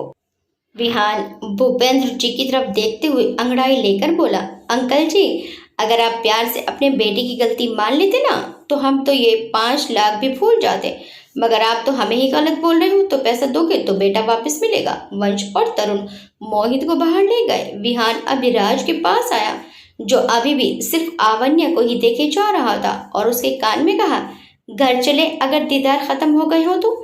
अभिराज ने मुस्कुराते हुए एक बार और आवन्या को देखा। आवन्या ने इस बार अभिराज को देखा। दोनों की नजरें मिली। फिर आवन्या ने जल्दी से नजर नीचे कर ली। अभिराज मुस्कुराते हुए हाथों से अपने बालों पर हाथ फेरते हुए बाहर आकर कार में बैठ गया। उसके चेहरे से मुस्कुराहट नहीं जा रही थी। वंश और तरुण मोहित को पकड़कर पीछे बैठ गए। विहान भी बैठने ही वाला था कि तभी काजल का फोन आ गया। वो विहान से फोन पर झगड़ा कर रही थी तो विहान कार से थोड़ी दूर जाकर बात करने लगा। तरुण और वंश भी बाहर निकलकर खड़े हो गए। तभी तरुण मोहित की तरफ इशारा करते हुए, जो बिल्कुल डर के मारे जमा हुआ बैठा था, वंश के कान में धीरे से बोला, यार इसे डिक्की में फेंक दे। वंश बोला, नहीं यार कुछ भी हो, जिंदा रखना है इसे, 1 पीस में वापस करना है। आफ्टर ऑल हमारे अभी का होने वाला साला है। तरुण कार की छत की तरफ देखते हुए फिर से बोला, यार इसके साथ कुछ अच्छा नहीं लग रहा है, इसे कार की छत पर बांध देते हैं। वंश ऊपर को देखते हुए बोला, नहीं यार कोई पेड़ वेड़ से टकरा गया तो इसकी एक हड्डी पसली टूटेगी, अभिराज हमारी 2 हड्डी पसली तोड़ेगा। इधर निर्मला जी अपना हर गुस्सा आवन्या पर ही उतार रही थी। गुस्से में आवन्या को मारते हुए बोली, मेरे बेटे को ले गए, बचा नहीं सकती थी। आवन्या अपने हाथ आगे कर बचने की कोशिश करते हुए बोली, ताई जी मैं कैसे बचाती भैया को। ताई जी गुस्से में बोली, जबान लड़ा दिए, जा तेरे जो गहने रखे हैं उसे देकर आ उन्हें और भाई को छुड़ा कर ला, तेरी जरूर सुनेंगे। देखा था मैंने तुझे मुस्कुरा कर देख रहा था। आवन्या डरते हुए बोली, पर ताई जी वो तो मम्मी की है। निर्मला जी गुस्से में बोली, अब तेरी माँ कौन सा जिंदा है, और हम तेरी शादी भी तो अमीर घर में ही कर रहे हैं, वहाँ बनवा लियो। और आवन्या थोड़ा हकलाते हुए बोली, नहीं ताई जी वो मम्मी की निशानी है। भावना फटाक से बोली, मम्मी मैं लेकर जाऊं वो कहने। निर्मला जी भावना को घूर कर बोली, चुप कर, कुछ भी बकवास करती है। ताई जी फिर से आवन्या से बोली, जाती है या बंद करूं तेरी दादी की दवाइयाँ। आवन्या डरते हुए बोली, नहीं नहीं मैं लेकर जाती हूँ, आप दादी को कुछ मत करना। वह दादी के कमरे में जाती है तो देखती है कुछ समय पहले उसने दादी को जो दवाई दी थी उसकी वजह से दादी सोई हुई थी। आवन्या चुपके से दादी के तकिए के नीचे से दादी की अलमारी की चाबी निकालती है और अलमारी खोलकर गहने निकाल लेती है। गहने निकालकर वे कमरे में से बाहर आती है तो ताई जी उसे इशारे से बाहर जाने के लिए कहती है। वह डरते हुए घर से बाहर आती है। वो देखती है कि अभी सब वो वहीं खड़े हैं। आवन्या डरते हुए वहां पहुंचकर घबराकर बोली, सुनिए। विहान भी अब काजल से बात करके वहां आ चुका था। सब आवन्या की तरफ मुड़ते हुए देखते हैं। मोहित को उन्होंने कार में बैठा रखा था, बस विहान के आने का वेट कर रहे थे। अभिराज आवन्या को देखते ही कार से बाहर निकला और उसके सामने आ गया। विहान ने कार की बोनेट पर बैठकर वंश और तरुण को भी इशारे से वहीं बुला लिया। वंश बोला, भाई हमें यहाँ क्यों बुलाया? विहान मुस्कुराते हुए बोला, दिख नहीं रहा, अभिराज बात कर रहा है, वो बात करेगा और हम सिर्फ सुनेंगे, समझे? तीनों एक दूसरे को देखकर मुस्कुराने लगे। अभिराज आवन्या से बोला, जी बोलिए। ये सुनते ही वंश बोला, यार ये अभी को क्या हो गया है, इतने प्यार से तो ये आज तक किसी लड़की से नहीं बोला। आवन्या डरते हुए अपने गहने आगे करते हुए बोली, आप ये ले लीजिए, भैया को छोड़ दीजिए प्लीज। ये सुनकर अभिराज और विहान ने एक दूसरे को गुस्से से देखा। विहान ने अभिराज को आंखों से शांत रहने का इशारा किया। अभिराज आवन्या से बोला, तुम अंदर जाओ, ये गहने तुम्हारे हैं, अपने पास रखो। आवन्या घबरा कर बोली, प्लीज भैया को छोड़ दीजिए, आप ये रख लीजिए, ये 5 लाख से ज्यादा के गहने हैं, प्लीज। अभिराज ने विहान को देखा। विहान बोनट से उतरकर मोहित को कार से बाहर उतारते हुए आवान्या से बोला, तुम अंदर जाओ। आवान्या डरते हुए अंदर चली गई। अभिराज को गुस्सा आ रहा था। वो गुस्से में विहान से बोला, कैसे माँ बाप हैं, खुद ना आकर लड़की को इतने लड़कों से अकेले बात करने के लिए भेजे। विहान बोला, तू यहीं बैठ, मुझे पता है तेरे गुस्से का, कहीं तो कुछ गलत ही ना कर दे अंदर। अभिराज बोनट पर बैठ गया और बोला, ठीक है। विहान ने मोहित को घसीटते हुए अंदर लाकर पटक दिया। सब मोहित को उठाने लगे। विहान गुस्से से भूपेंद्र जी से आवान्या की तरफ इशारा करते हुए बोला, खबरदार जो कभी हमारे मामले में इस लड़की को घसीटा तो। कैसे माँ बाप हो, इस निकम्मे की फिक्र है बेटी की नहीं, जो पहले ही डरी हुई है, उसे हम लड़कों से बात करने के लिए अकेले भेज दिया। सुन कान खोल के, सिर्फ 1 हफ्ते का टाइम दे रहा हूँ, पूरे पैसे मिल जाने चाहिए, वरना तेरे इस बेटे का वो हाल करूंगा कि तू पछताएगा। विहान बोलकर गुस्से से जाने लगा। तभी आवान्या को देख उसके पास जाकर बोला, ये गहने तुम्हारे हैं। आवान्या हाँ में सिर हिलाकर बोली, ये मेरी माँ के हैं। विहान निर्मला जी को देखता है जो मोहित को संभालने में लगी हुई थी। उसे आवान्या से कोई फर्क ही नहीं पड़ रहा था। विहान आवान्या से बोला, मुझे नहीं पता कि ये लोग तुम में और इस लड़की में फर्क क्यों कर रहे हैं, पर इन गहनों को तुम संभाल कर रखो, कोई दिक्कत हो तो बड़ा भाई समझकर बता सकती हो। ये बोलकर वहां से निकल गया। आवान्या से आज तक सिर्फ दादी ने ही इतने प्यार और अपनेपन से बात की थी। उसे विहान का प्यार और अपनेपन से बात करना अच्छा लगता है। विहान बाहर आकर सबको कार में बैठने का इशारा करता है। सब कार में बैठ गए। वह तरुण कार स्टार्ट करके कार को घर की तरफ मोड़ लेता है। अभिराज विहान की तरफ देखते हुए बोला, सब ठीक है। विहान बोला, हाँ, 1 हफ्ते का टाइम दे दिया है पैसे वापस करने का। अभिराज उसे घूरते हुए बोला, मैं उसकी बात पूछ रहा हूँ। विहान ने जवाब दिया, हाँ वो भी ठीक है अब। अभिराज तरुण से बोला, क्या नाम है उसका। तरुण बोला, यार वो नाम तो लिया था मोटी आंटी ने, क्या था। वंश मुस्कुराते हुए बोला, भाई आवान्या। अभिराज ने पीछे सीट पर सिर रखकर आंखें बंद करके कहा, आवान्या। अभिराज और आवान्या जोड़ी मस्त है ना। विहान बोला, वंश एक काम कर, जरा इस आवान्या के बारे में पता तो कर। वंश ने अपना मोबाइल निकाला और बोला, लो भाई बस 1 मिनट। वंश ने किसी को फोन कर 2 मिनट बाद कर फोन रख दिया। वंश बोला, भाई इन्हीं का कोई पड़ोसी है, उसी से पता किया है, आवान्या मोहित के चाचा की लड़की है। आवान्या के माँ बाप नहीं है। आवान्या इवेंट मैनेजमेंट कंपनी आवान्या की है जो उसके ताऊजी चलाते हैं। अभिराज आंखें बंद किए हुए सारी बातें सुन रहा था। विहान लंबी सांस खींचकर बोला, तभी तो साफ पता चल रहा था कि दोनों लड़कियों में कितना फर्क कर रहे हैं। अब अभिराज ने कहा, इसकी और डिटेल पता कर कि कैसा सलूक करते हैं ये आवान्या से, क्योंकि वो बहुत डरी हुई सी रहती है, एक डर है उसकी आंखों में। वंश बोला, ठीक है भाई, मैं पता करवाता हूँ। तरुण विहान से बोला, यार कोई गाना लगा लूं, बोर हो रहा है। विहान बोला, लगा ले। वंश गाना ऑन करता है तो गाना था, कोरा कागज है ये मन मेरा, लिख दिया नाम इसमें तेरा। तरुण वंश से बोला, अरे जल्दी चेंज कर, तुझे पता है ना अभी को रोमांटिक सॉन्ग पसंद नहीं। वंश जल्दी से सॉन्ग चेंज करने लगता है। अविराज आंखें बंद किए हुए ही मुस्कुराते हुए बोला, यही बजने दे, कोई जरूरत नहीं चेंज करने की। सब चौंकते हुए अभिराज को देखने लगे और अभिराज वो तो गाने में ही गुम हो चुका था। सोना आंगन था ये मन मेरा, बस गया प्यार इसमें तेरा। विहान मुस्कुराते हुए बोला, अरे ये तो गया काम से, हो गया इसे उससे प्यार। सब हंसने लगते हैं। अभिराज अपने चेहरे को रुमाल से ढक लेता है।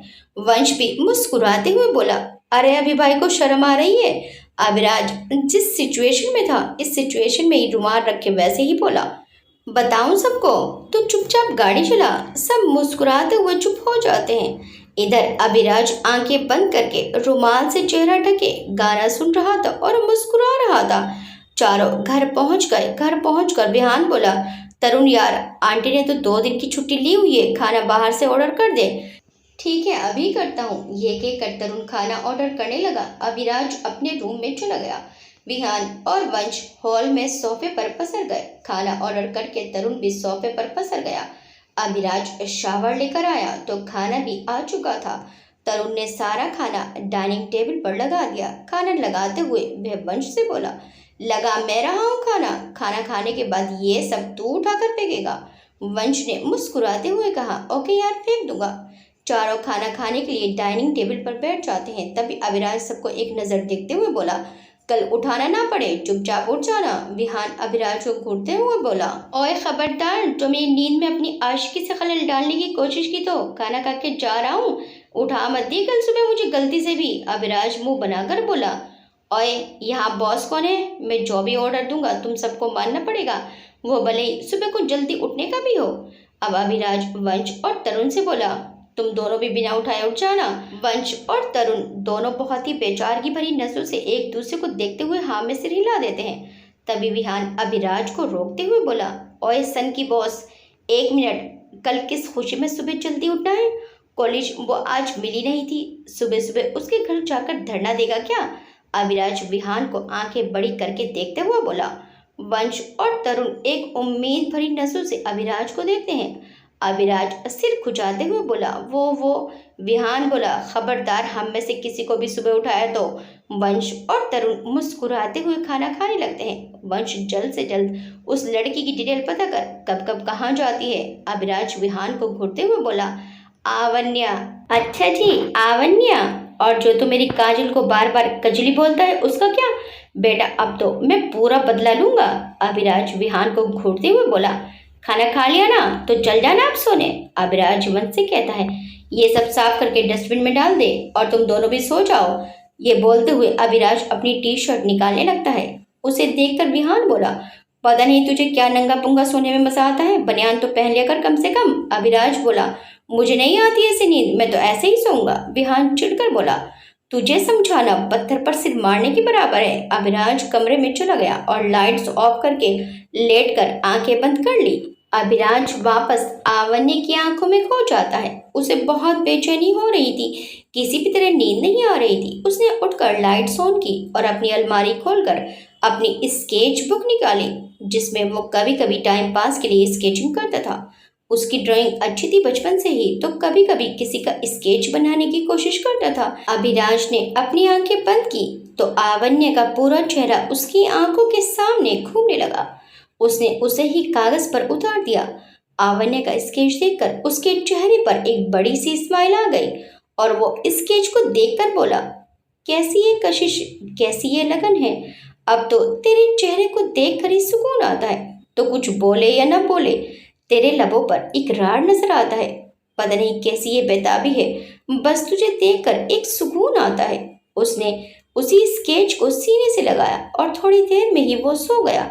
इधर आवन्या अपने रूम में डरी हुई बैठी थी।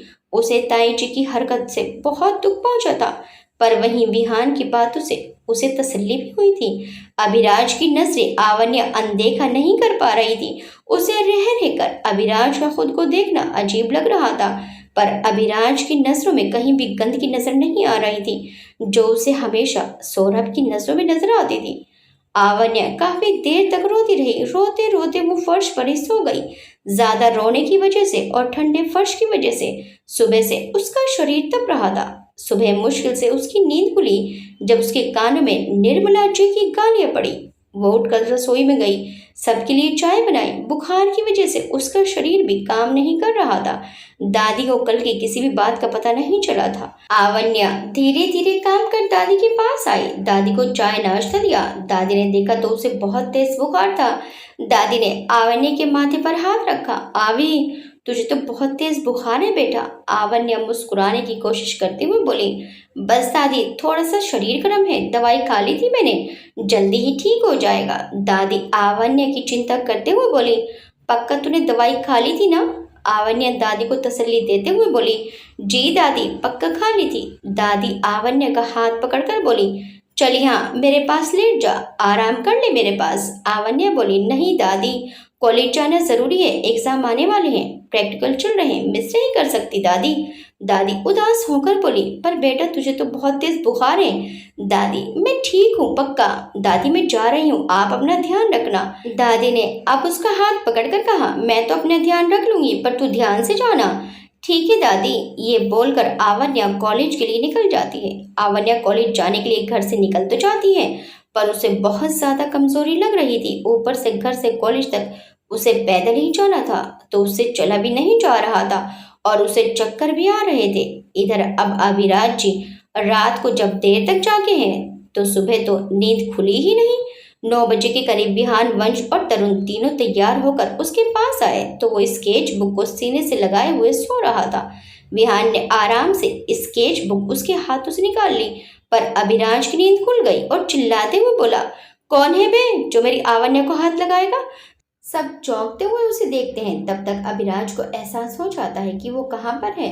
उसने अपने सामने देखा तो विहान आवन्य के स्केच बुक को पकड़े हुए अभिराज को घूरने में बिजी था। अभिराज चुपचाप उठकर बाथरूम में चला गया। चारों स्केच बुक देखते हैं। थोड़ी देर बाद अभिराज फ्रेश होकर शावर लेकर बाहर आता है तो तीनों बड़े आराम से सोफे पर बैठे हुए थे। विहान तो अभिराज को कच्चा चबा जाने वाली नसों से देख रहा था। अभिराज वहीं विहान के सामने सोफे पर बैठता हुआ बोला, तू हमेशा मुझे घूर कर क्यों देखता है? विहान आवन्य का स्केच उसे दिखाते हुए बोला, ये क्या है? अभिराज मुस्कुराते हुए बोला, मेरी आवन्य की तस्वीर। वंश बुरा सा मुंह बनाते हुए बोला, यार ये गलत बात है। हमारी स्केचिंग तूने जब की है तो 1 घंटे तक जबरदस्ती सामने पिस्तौल की नोक पर बैठा कर रखा।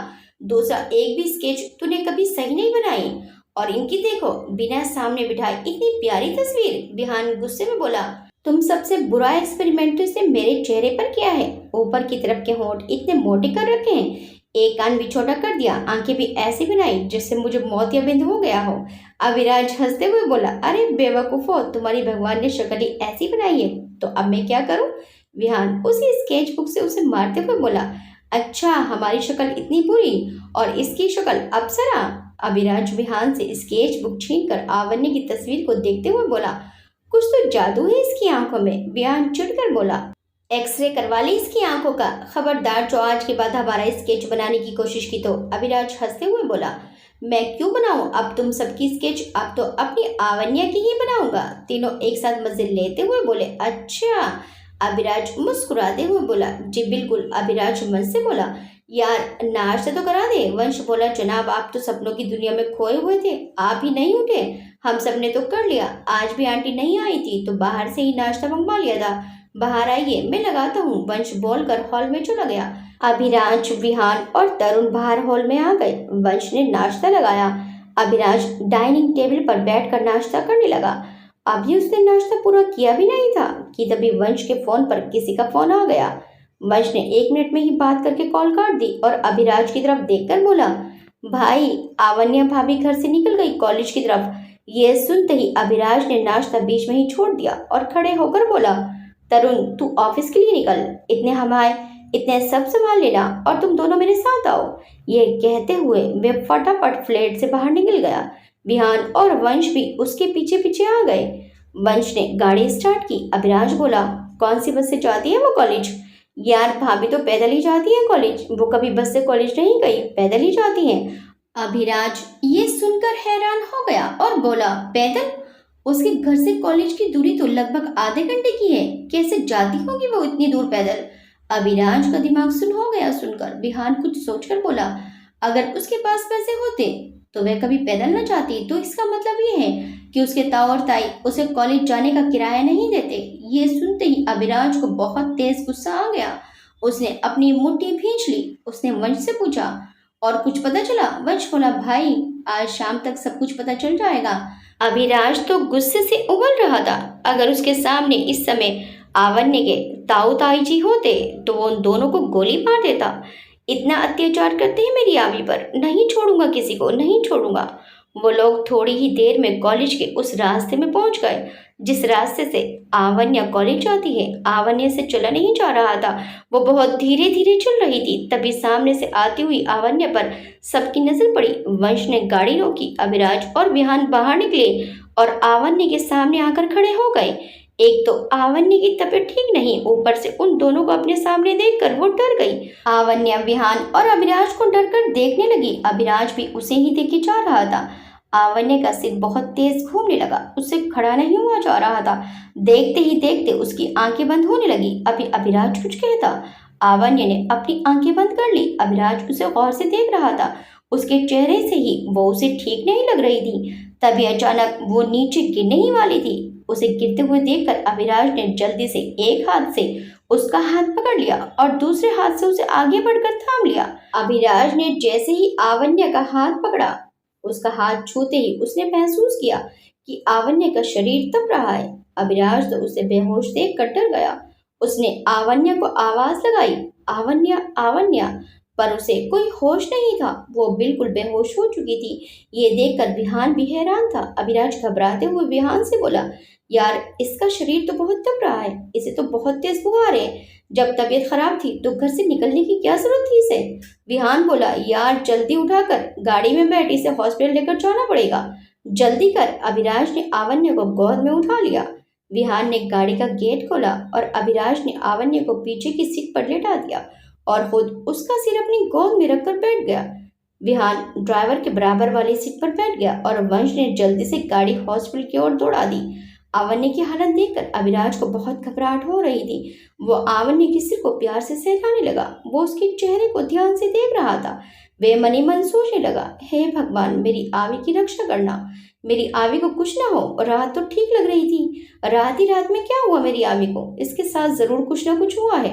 अगर मेरी आवी को कुछ हो गया तो किसी को नहीं छोड़ूंगा, आग लगा दूंगा पूरी दुनिया में। फिर वो वंश से बोला, यार जल्दी कर, इसकी तबीयत बहुत खराब है। ठीक है। ये सुनते ही वंश ने गाड़ी की स्पीड और बढ़ा दी। थोड़ी देर में ही वो हॉस्पिटल पहुंच गए। हॉस्पिटल पहुंचते ही अभिराज गाड़ी में से आवन्य को अपनी गोद में लेकर उतरा और हॉस्पिटल के अंदर चला गया। वो सीधे डॉक्टर के केबिन में पहुंचा और आवन्य को बेड पर लिटा दिया और जोर से बोला, डॉक्टर जल्दी से इसे चेक करो, ये बेहोश हो गई है। डॉक्टर बोला, अरे अरे, आप ऐसे कैसे अचानक से अंदर घुस आए? इतना सुनते ही अभिराज ने अपनी लाल गुस्से वाली आंखों से डॉक्टर को घूर कर देखा। वो कुछ कहता तभी विहान और वंश भी अंदर आ गए। विहान ने डॉक्टर से कहा, जो कहा है वो जल्दी करो, पता है कौन है ये? अभिराज सिंघानिया। ये नाम सुनते ही डॉक्टर घबरा गया। डॉक्टर ने जो पेशेंट उसके पास बैठे थे उनसे कहा, आप जरा बाहर जाइए। पेशेंट उठकर बाहर चले गए। विहान और वंश भी केबिन के बाहर चले गए। डॉक्टर आवन्य के पास आया और जैसे ही चेक करने के लिए आवन्य का हाथ पकड़ा तो अभिराज डॉक्टर को घूरने लगा। डॉक्टर ने जल्दी से चेक करके आवन्य का हाथ छोड़ दिया। अभिराज ने विहान को आवाज लगाई, विहान। विहान जल्दी से अंदर आया। अभिराज ने विहान से गुस्से में कहा, लेडी डॉक्टर नहीं है क्या यहाँ? जल्दी लेडी डॉक्टर को बुला। डॉक्टर ने डरते डरते आवन्य का टेम्परेचर चेक किया और बोला, इनको 102 डिग्री बुखार है, इनको ड्रिप के जरिए दवाई दी जाएगी। इतने में लेडी डॉक्टर भी आ गई और डॉक्टर बोला, जल्दी से इनकी ड्रिप लगाओ। लेडी डॉक्टर ने जल्दी से आवन्य को ड्रिप लगाई और उसमें दवाई इंजेक्ट की। अभिराज तो वहीं खड़ा रहा, 1 इंच भी अपनी जगह से नहीं हिला और सारा ट्रीटमेंट होते देखता रहा। जब डॉक्टर आवन्य को ड्रिप लगा रही थी तो अभिराज डॉक्टर को घूर कर बोला, आराम से लगाओ। उसकी आवाज़ में एक गुस्सा था। डॉक्टर उसकी आवाज़ सुनकर डर गई और आराम से सब काम करने लगी। थोड़ी देर बाद दवाई का असर सा हुआ तो आवन्य ने आंखें खोली। उसने देखा तो वो हॉस्पिटल में थी। अभिराज उसके पास बैठा था। डॉक्टर भी वहीं थी। आवन्य ने अपनी आंखें फिर से बंद कर ली। डॉक्टर ने कहा, अब ये खतरे से बाहर है, पर अभी दवाई का असर रहेगा तो अभी ये सोती रहेंगी। अब आप चिंता मत कीजिए, अब सब ठीक है। ये कहकर डॉक्टर बाहर चली गई। अभिराज आवन्य के पास बैठ गया और प्यार से उसका सिर सहलाने लगा। उसे आवन्य को ऐसे देखकर बिल्कुल अच्छा नहीं लग रहा था। आवन्य का गुलाबी चेहरा बिल्कुल पीला पड़ गया था। आवन्य को अभिराज ने वीआईपी रूम में शिफ्ट करवा दिया था। उसको ऐसे ही सोते सोते 5-6 घंटे हो चुके थे। अभिराज उसके पास से 1 मिनट के लिए भी नहीं हिला था। आवन्य बेड पर लेटे नींद में सोते सोते ही बड़बड़ा रही थी, मुझे मत मारो ताई जी, मुझे मत मारो ताऊ जी, गलती हो गई, अब ऐसा नहीं होगा। मम्मा मुझे बचा लो, पापा मुझे बचा लो, दादी मुझे बचा लो। वो सोते सोते भी डर रही थी। कभी वो अपनी दादी को पुकारने लगती थी। अभिराज ने उसका हाथ कसकर पकड़ लिया था। उसको ऐसी हालत में देखकर उसके दिल में एक अलग ही दर्द सा हो रहा था और उसके ताई और ताऊ जी पर गुस्सा भी बहुत आ रहा था। उसका खून खोल रहा था। अभिराज एक हाथ से उसका सिर सहला रहा था और एक हाथ से उसने उसका हाथ कसकर पकड़ रखा था। विहान और वंश भी केबिन के बाहर बैठे हुए थे। बीच बीच में वे रूम में आकर आवन्य की तबीयत के बारे में भी पूछते थे। अभिराज को परेशान देखकर विहान अभिराज को तसल्ली भी दे रहा था कि वे ठीक हो जाएगी, तो फिक्र मत कर। बीच बीच में कई बार डॉक्टर भी चेक कर चुकी थी। शाम के 5 बजे के करीब आवन्य ने आंखें खोली। विहान भी उस समय रूम में ही था। वंश बाहर बैठा हुआ था। उसने देखा तो वो हॉस्पिटल में थी। अभिराज उसके पास बैठा हुआ था और विहान उसके पास ही खड़ा हुआ था। अब अभिराज और विहान को देखकर उसे ज्यादा डर नहीं लगा। विहान में उसे अपना बड़ा भाई नजर आ रहा था और अभिराज से पता नहीं क्यों एक अपनेपन का एहसास हो रहा था। फिर उसकी नजर सामने दीवार पर लगी घड़ी पर गई तो वो घबरा गई। 5 बज गए थे। आज तो ताऊ जी उसे मार डालेंगे और दादी दादी तो मेरा इंतजार कर रही होगी। ये सोचकर वो बिस्तर से उठने लगी तो अभिलाष ने कहा, क्यों उठ रही हो? तबीयत खराब है तुम्हारी? लेटी रहो चुपचाप। अभिलाष का इस तरह से प्यार से बात करना उसे अजीब भी लग रहा था। वो धीरे से बोली, दादी परेशान हो रही होंगी, मुझे घर जाना है। अभिलाष ने आवन्या को हल्का सा डांटते हुए कहा, अभी डॉक्टर ने तुम्हें आराम करने के लिए कहा है, तुम बस लेटी रहो। उसकी डांट में भी आवन्या के लिए प्यार और चिंता झलक रही थी, तो अभिलाष का डांटना भी उसे बुरा नहीं लगा। आवन्या फिर से बोली, पर दादी। अभिलाष ने उसकी बात बीच में ही रोक दी और बोला, ठीक है दादी यहीं आ जाएंगी, बस तुम आराम से लेटी रहो। अभिलाष ने ये कहकर विहान की तरफ इशारा किया। विहान ने आंखों ही आंखों में इशारा किया और बाहर निकल गया। वह वंश के पास आया और उसने वंश से कहा, वंश फौरन कुछ गार्ड्स को लेकर जाओ, आवन्या की दादी को लेकर आओ। मैं अभिलाष के पास ही हूँ, मैं यहाँ उसे अकेला नहीं छोड़ सकता। हॉस्पिटल में अभिलाष के काफी गार्ड्स थे। वंश कुछ गार्ड्स को लेकर आवन्या की दादी को लेने के लिए चला गया। वंश आवन्या के घर पहुंचा। उसने बेल बजाई। काफी देर में दरवाजा खुला। घर पर कोई नहीं था। भूपेंद्र जी ऑफिस गए हुए थे, मोहित दोस्तों के साथ, भावना अपनी सहेलियों के साथ और निर्मला जी पड़ोस में गई हुई थी। दादी ने सोचा था कि आवन्या आ गई होगी। दरवाजा दादी ने ही खोला। दरवाजा खोलने पर आवन्या को ना देखकर दादी परेशान हो गई। उन्होंने वंश को देखकर पूछा, कौन हो तुम बेटा? वंश ने दादी को नमस्ते की और बोला, दादी मेरा नाम वंश है। सुबह कॉलेज जाते समय आवन्या सड़क पर ही बेहोश हो गई थी, हम उसे हॉस्पिटल ले गए थे, वे अभी भी हॉस्पिटल में ही है। आप मेरे साथ चलिए, मैं आपको लेने के लिए आया हूँ। यह सुनकर दादी घबरा गई और बोली, कौन से हॉस्पिटल में है बेटा? मेरी बच्ची ठीक तो है ना? वंश दादी को तसल्ली देते हुए बोला, दादी आप चिंता मत कीजिए, वो बिल्कुल ठीक है, बस आप मेरे साथ चलिए। दादी आवन्या के अभी तक घर न आने से पहले ही परेशान हो रही थी। जब उसकी तबीयत की खबर सुनी तो वो और भी परेशान हो गई। उन्होंने वंश से कहा, ठीक है बेटा, मैं तेरे साथ चलती हूँ। दादी ने घर का दरवाजा बंद किया। बाहर वंश की गाड़ी खड़ी थी। वंश ने दादी का हाथ पकड़ लिया और लाकर आराम से दादी को गाड़ी में बैठा दिया। वंश ने गाड़ी चला दी। पीछे पीछे गार्ड्स की 2 गाड़ियां भी चल दी। वंश किसी भी सिचुएशन से निपटने के लिए अपने साथ में कितने सारे गार्ड्स लेकर आया था। गाड़ी हॉस्पिटल के बाहर रुकी। दादी से सही से चला नहीं जा रहा था।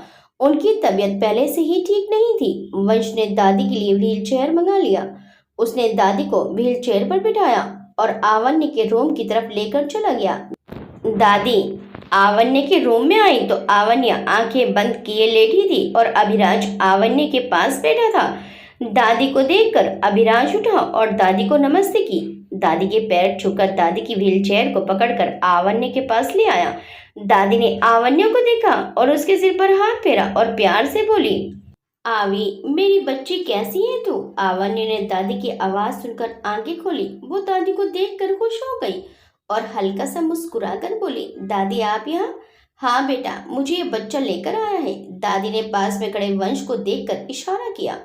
आवी बेटा, मैंने तुझे सुबह ही मना किया था कि तेरी तबीयत ठीक नहीं है, कॉलेज मत जा, फिर भी तू जिद करके कॉलेज चली गई। वह तो शुक्र है कि तुझे ये बच्चे मिल गए जिन्होंने तुझे हॉस्पिटल में एडमिट करा दिया, वरना कुछ भी हो सकता था मेरी बच्ची। मैं तो तेरे कॉलेज से वापस घर ना लौटने की वजह से बहुत परेशान थी। आवन्या ने दादी का हाथ अपने हाथ में लिया और बोली, दादी आप चिंता मत कीजिए, मैं बिल्कुल ठीक हूँ। तभी आवन्या को चेक करने के लिए वहां डॉक्टर भी आ गई। डॉक्टर ने आवन्या को चेक किया और बोली, अब पहले से तबीयत काफी बेहतर है इनकी, आप चाहें तो इन्हें घर ले जा सकते हैं, पर अभी इनमें काफी कमजोरी है, कुछ दिन इनको आराम करना पड़ेगा, इनका अच्छी तरह से ध्यान रखना होगा। ये कहकर डॉक्टर बाहर चली गई। डॉक्टर की बात सुनकर दादी सोच में पड़ गई। आराम और उस घर में, वो सब तो मेरी बच्ची को 1 मिनट भी चैन से नहीं बैठने देंगे। आराम तो बहुत दूर की बात है, वो सब तो बहुत जालिम है। हे भगवान, अब मैं क्या करूं? कोई और ठिकाना भी तो नहीं है अपना उस घर के अलावा जो मैं इस बच्ची को लेकर वहां चली जाती। इस बीमार बच्ची को लेकर अब मैं कहाँ जाऊं? इधर आवन्या के पास खड़ा अभिराज भी सोच रहा था। उस घर में तो वो लोग आवन्य को चैन से रहने नहीं देंगे, क्योंकि रात को मैंने खुद अपनी आंखों से आवन्य के साथ उन लोगों का व्यवहार कैसा है देख लिया है। मैं आवन्य को उस घर में अब नहीं जाने दूंगा। दादी और अभिराज दोनों सोच रहे थे कि तभी रूम का गेट खुला तो देखा अभिराज की दादी अंदर आ रही थी। अभिराज उन्हें देखकर हैरान रह गया। अभिराज और विहान दोनों की आंखें खुली की खुली रह गई। दादी और यहाँ आवन्य की दादी प्रेमलता जी ने भी पलट कर देखा तो कुछ देर को तो वो देखती रह गई। उनके सामने उनकी बचपन की सहेली कादम्बरी देवी जी थी। कादम्बरी जी ने भी प्रेमलता जी को ध्यान से देखा तो वह भी पहचान गई। फिर भी उन्होंने प्रेमलता जी से पूछा, क्या आपका नाम प्रेमलता है? हाँ, मेरा नाम प्रेमलता है। और आपका नाम कादम्बरी है ना? उन्होंने भी मुस्कुराते हुए जवाब दिया, हाँ प्रेमा, मैं कादम्बरी। दोनों एकदम से खुश होकर गले लग गई। कादम्बरी जी भी खुश होकर बोली, प्रेमा, कितने बरसों बाद मिले हम दोनों। मैंने तो कभी सपने में भी नहीं सोचा था कि तुमसे इस जीवन में फिर से मुलाकात होगी। प्रेमा जी भी बोली, कादम्बी, मैंने भी सपने में नहीं सोचा था कि मैं तुमसे दोबारा मिलूंगी। दोनों एक दूसरे से मिलकर बहुत खुश थी और इधर अभिराज, आवन्या, विहान और वंश एक दूसरे को देख रहे थे। अभिराज तो अपनी दादी को आंखें फाड़ फाड़ कर देख रहा था कि दादी यहाँ कैसे आ गई। कादम्बरी जी ने अभिराज को प्रेमलता जी से मिलाया। प्रेमा, ये मेरा पोता अभिराज, विराज का बेटा, और ये उसके दोस्त विहान और वंश, ये दोनों भी मेरे पोतों की तरह ही हैं। अभिराज ने आगे बढ़कर प्रेमलता जी के पांव छुए, फिर विहान और वंश ने भी उनके पांव छुए। प्रेमलता जी ने कहा, ये मेरी पोती है आवन्या, वीरेंद्र की बेटी। कादम्बरी जी आवन्या के पास आई तो आवन्या उठने लगी। कादम्बरी दादी ने उसे अपने हाथ से उठने से रोकते हुए कहा, अभी मत उठो बेटा, अभी तुम्हारी तबीयत ठीक नहीं है, लेटी रहो मेरी बच्ची। आवन्या ने लेटे लेटे ही नमस्ते की तो उन्होंने उसके सिर पर हाथ फेरा और आवन्या को बड़े प्यार से देखती हुई बोली, बड़ी प्यारी बच्ची है। फिर प्रेमलता दादी कादम्बरी दादी का हाथ पकड़ते हुए बोली, बहुत अच्छे बच्चे हैं। आज आवन्या की तबीयत खराब थी, सुबह से ही बुखार था। मैंने उसे कॉलेज जाने के लिए भी मना किया था, लेकिन ये नहीं मानी। कहने लगी कि दादी प्रैक्टिकल चल रहे हैं, जाना जरूरी है, और बुखार में ही कॉलेज चली गई। रास्ते में सड़क पर बेहोश हो गई तो इन बच्चों ने इसे हॉस्पिटल में एडमिट कराया और मुझे घर से लेकर आए। शुक्र है भगवान का, ये बच्चे मिल गए, वरना कुछ भी हो सकता था।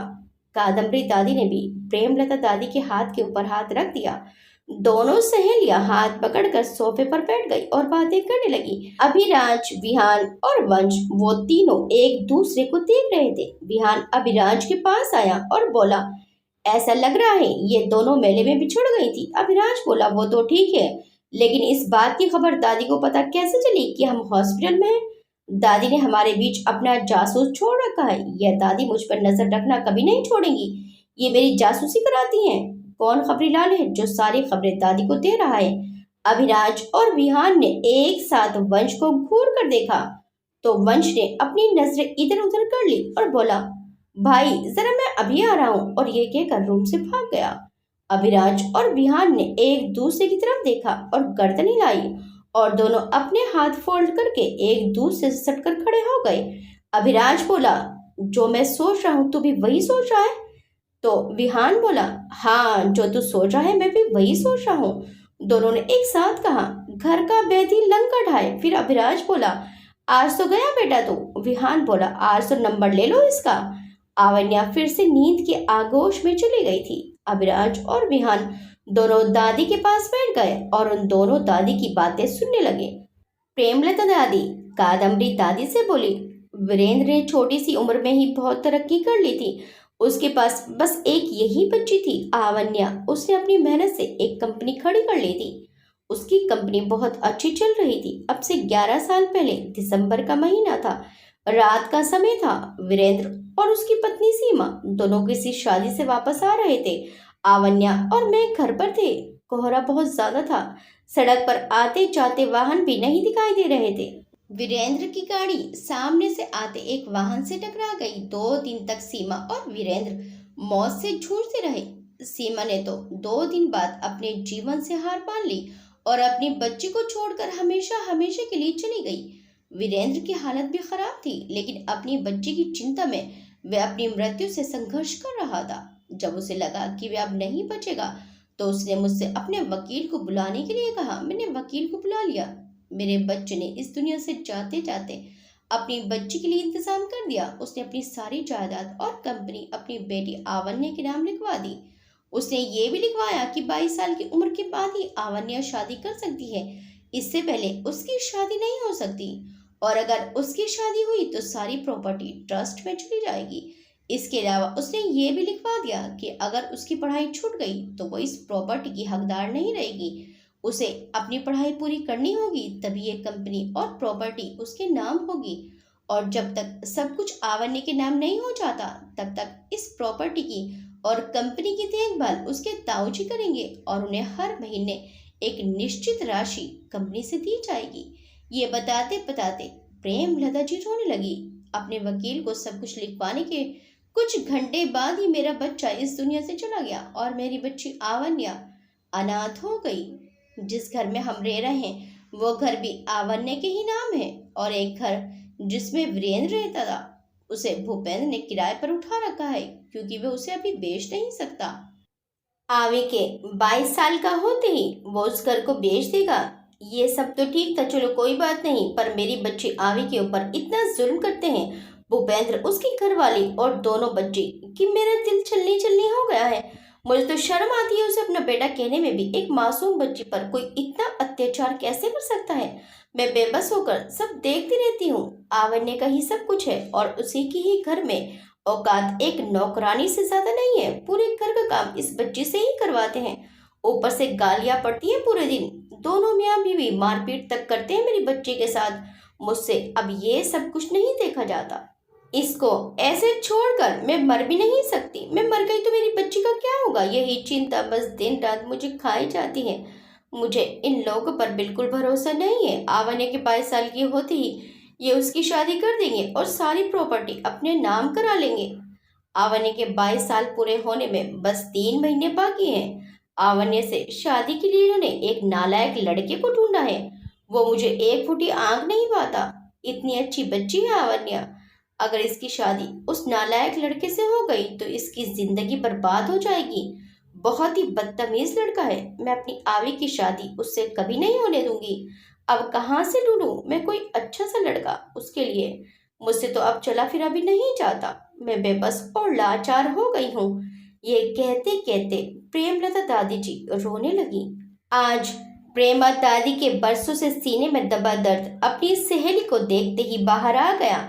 वहीं अभिराज ने भी प्रेमा दादी की सारी बातें सुन ली थी, और जैसे जैसे वे बातें सुन रहा था उसके चेहरे के एक्सप्रेशन भी चेंज हो रहे थे। उसकी आंखों में खून उतर रहा था। उसने अपनी मुट्ठियां भींच ली थी। उसे इस टाइम इतना गुस्सा आ रहा था कि अगर इस समय आवन्य के ताई और ताऊ सामने होते तो वो उनको फांसी पर लटका देता। अविराज अपनी ही सोच में गुम था। कादम्बरी दादी ने प्रेमा दादी को अपनी बाहों में भर लिया और उनके आंसू पोंछे और बोली, तू चिंता क्यों करती है? तेरी बहन है ना अभी जिंदा, तू देख दी जा मैं क्या करती हूँ। सबसे पहले तो सुन, मुझे आवन्या पसंद है और मैं इसे अपनी बहू बनाना चाहती हूँ, अपने अभिराज की दुल्हन।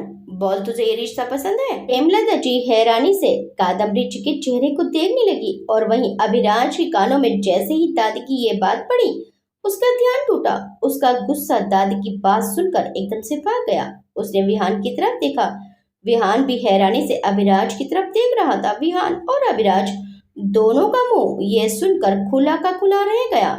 उन दोनों को तो यकीन ही नहीं आ रहा था कि दादी ऐसे ही बैठे बैठे बम फोड़ देंगी। वैसे 2 मिनट को तो दोनों सदमे में रहे। दादी को कैसे पता कि अभिराज आवन्य को प्यार करने लगा है और उससे शादी करना चाहता है? फिर दोनों ने एक साथ अपनी आईब्रो उचकाई। जासूस, दादी का जासूस खबरीलाल, उसने सारी खबर दादी तक पहुंचा दी है। दोनों आंखों के इशारे और एक्सप्रेशन में ही सारी बातें कर रहे थे। जैसे जैसे एक्सप्रेशन में बातें हो रही थी वैसे वैसे दोनों के चेहरे के एक्सप्रेशन भी चेंज हो रहे थे। चलो जो भी हुआ अच्छा ही हुआ। फिर उसके बाद दोनों के चेहरे पर एक टेढ़ी स्माइल आ गई। दोनों एक दूसरे को देखकर मुस्कुराने लगे और अभिराज का दिल तो खुशी के मारे झूमने लगा। इस खबर से उसका रोम रोम रोमांचित हो उठा। उसकी दादी ने आज उसे बहुत खुश कर दिया ये खबर सुनाकर। विहान ने जब उसको इतना खुश होते देखा तो इशारे में ही कहा, वाह बेटा, तेरी तो भगवान ने बहुत जल्दी सुन ली। हम सीनियर पीछे रह गए और तू जूनियर होकर हमसे आगे निकल गया। तो अभिराज ने थोड़ा सीधे बैठकर अपनी शर्ट के कॉलर को पकड़कर ऊपर किया और हाथ के इशारों में ही कहा, हम हैं, बाकी पानी कम है। उन दोनों की दादी के पास बैठे बैठे ही इशारों में खिचड़ी पक रही थी। इधर प्रेमलता दादी खुश होकर बोली, इससे अच्छी बात और क्या हो सकती है। तेरे हाथ में इसका हाथ देकर तो मैं चैन से मर सकूंगी। बस तो फिर आवन्या आज से मेरी बच्ची है और अब मैं अपनी बहू को उस घर में नहीं भेजूंगी और साथ ही तुझे भी। तू भी अब से मेरे साथ रहेगी। दादी ने विहान की तरफ देखा और बोली, विहान जाओ, वंश को भेजकर प्रेमा का सामान मंगवाओ और अविराज आवन्या को घर ले जाने की तैयारी करो। आवन्या और प्रेमा अब दोनों मेरे साथ रहेंगी। जी दादी। ये कहकर विहान वंश को दादी का ऑर्डर देने के लिए रूम से बाहर निकल गया। अभी अविराज का दिल खुशी से नाच रहा था। उसका दिल एक परिंदा बनकर आसमान की सैर कर रहा था। तभी दादी के ये शब्द सुनकर कि आवन्या मेरे साथ रहेगी, उसका परिंदा दिल आकाश से जमीन पर आ पड़ा, क्योंकि उसे याद आ गया कि वह तो दादी के साथ ही नहीं रहता। दादी के बहुत बार बुलाने पर जाता है और अब आवन्या दादी के साथ रहेगी तो अब किस मुंह से दादी के साथ रहने के लिए कहेगा। अब उसको आवन्या से भी दूर रहना पड़ेगा, पर आवन्या को देखे बिना तो उसे चैन नहीं मिलता। अगर आवन्या के साथ रहना है तो कोई ना कोई तिकड़म बिगड़ानी पड़ेगी। दादी बहुत तेज है, समझ जाएंगी कि आवन्या की वजह से मैं उनके साथ रहना चाहता हूँ। यार, कोई ना कोई रास्ता तो निकालना पड़ेगा। अभिराज ये सब कुछ सोच ही रहा था कि विहान वंश को ऑर्डर देकर अंदर आ गया। उसने देखा कि अभिराज कुछ गहरी सोच में है। वो अभिराज के पास बैठ गया और उसके कंधे पर हाथ रखा और धीरे से बोला, क्या सोच रहा है बेटा? यही कि दादी के साथ रहने के लिए क्या तिकड़म बिड़ाऊं? कितना बोलता था मैं कि चल दादी के साथ ही रहेंगे, तब तो दूर दूर भागता था। दादी से दूर रहना था बस तुझे तो। मेरे 100 बार कहने पर भी दादी से मिलने नहीं चाहता था और अब इस मजनू को दादी के पास ही रहना है। अविराज ने विहान को घूर कर देखा और बोला, तुझे कैसे पता चला कि अब मैं यही सोच रहा हूँ? बेटा, तेरे दिल में क्या चल रहा है इस टाइम सब पता है मुझे, क्योंकि इस आशिकी के मैदान में मैं तेरा सीनियर हूँ और तू मेरा जूनियर। अब चल, वंश भी आने वाला होगा दादी का सामान लेकर। अभिराज बोला, ओए, वैसे वो यहाँ क्यों आएगा दादी का सामान लेकर? दादी तो बंगले ही जाने वाली है, तो तू उसे फोन करके बोल कि वे बंगले में ही पहुंच जाए। हम भी वहीं पहुंच रहे हैं थोड़ी देर में। विहान अपना मोबाइल निकालते हुए बोला, ठीक है, मैं अभी उसे फोन करके बोलता हूँ। विहान वंश को फोन करने के लिए रूम से बाहर चला गया। दोनों दादी अपनी बातों में लगी हुई थी। अभिराज दोनों दादी की शर्म करके चुपचाप बैठा था, नहीं तो उसका दिल तो आवन्य के पास ही बैठने को कर रहा था। अभिराज आवन्य की तरफ ही देखे जा रहा था, जो अभी भी गहरी नींद में सो रही थी और एक मासूम सी बच्ची लग रही थी। अब अभिराज को आवन्य के बारे में सब कुछ पता चल गया था। वे मन ही मन सोचने लगा, कल रात से अब तक कितनी कमजोर हो गई है मेरी आवी। चेहरा भी पीला पड़ गया है। मेरी आवी ने कितना अत्याचार सहा है, कितना जुल्म किया है इन लोगों ने मेरी आवी पर। इसके ऊपर किए गए एक एक जुल्म का बदला लिया जाएगा, किसी को नहीं छोड़ूंगा। वैसे अच्छा हुआ जो दादी आवन्य को अपने साथ ले जा रही है, वरना जाने तो मैं भी नहीं देता अपनी आवी को उस नर्क में। अब चाहे मुझे जो कुछ भी करना पड़ता, अब बस कभी अपने से दूर नहीं करूंगा अपनी आवी को। अभी तो मैंने अपनी आवी से कोई बात भी नहीं की है। जब ठीक हो जाएगी तो अपनी जान से बहुत बातें करूंगा। पहले तो अपनी जान को ठीक करना ही कितनी कमजोर हो गई है। तभी आवन्य ने अपनी आंखें खोली। विहान भी आ गया तो अभिराज ने कहा कि डॉक्टर को बुला, एक बार और चेक कर लेगी और मेडिसिन भी लिख देगी, फिर हम घर जाने की तैयारी करते हैं। ठीक है, ये कहकर विहान ने किसी को इशारा करके डॉक्टर को बुलाने के लिए कहा। थोड़ी देर में डॉक्टर आ गई। डॉक्टर ने चेक किया और मेडिसिन लिख दी और सारे इंस्ट्रक्शन भी दे दिए। आवन्य की दादी आवन्य के पास आई और बोली, बेटा, हम कादम्बी दादी के साथ जा रहे हैं, अब हम दोनों वहीं रहेंगे, ठीक है बेटा? आवन्य ने हाँ में सिर हिला दिया, क्योंकि अभी वो बस नींद सी ही में थी और उसने दोनों दादी की आपस में हुई बातचीत भी नहीं सुनी थी। विहान ने दोनों दादी से कहा, दादी आप बाहर चलकर गाड़ी में बैठिए, हम आवन्य को लेकर आते हैं। आवन्य की दादी व्हील चेयर पर बैठ गई। विहान ने एक गार्ड को इशारा किया तो वह प्रेमा दादी को लेकर चलने लगा और कादम्बरी दादी उनके साथ साथ चलने लगी। दोनों दादी हॉस्पिटल से बाहर आकर गाड़ी में बैठ गई। दादी के बाहर रूम में जाते ही विहान ने कहा, यार मैं स्ट्रेचर लेकर आता हूँ आवन्य को ले जाने के लिए। तो अभिलाष ने कहा, स्ट्रेचर छोड़, मैं हूं ना। ये कहते ही उसने आवन्य को अपनी गोद में उठा लिया। आवन्य तो देखती रह गई, उसके मुंह से तो कुछ निकला ही नहीं। अभिराज ने उसे बड़े प्यार से उठाया था। उसकी नजरें अभिराज से मिली तो उसका दिल धड़कने लगा। इन आंखों में उसे अपने लिए प्यार नजर आ रहा था। बैलेंस बनाने के लिए उसने अपनी बाहें अभिराज के गले में डाल दी।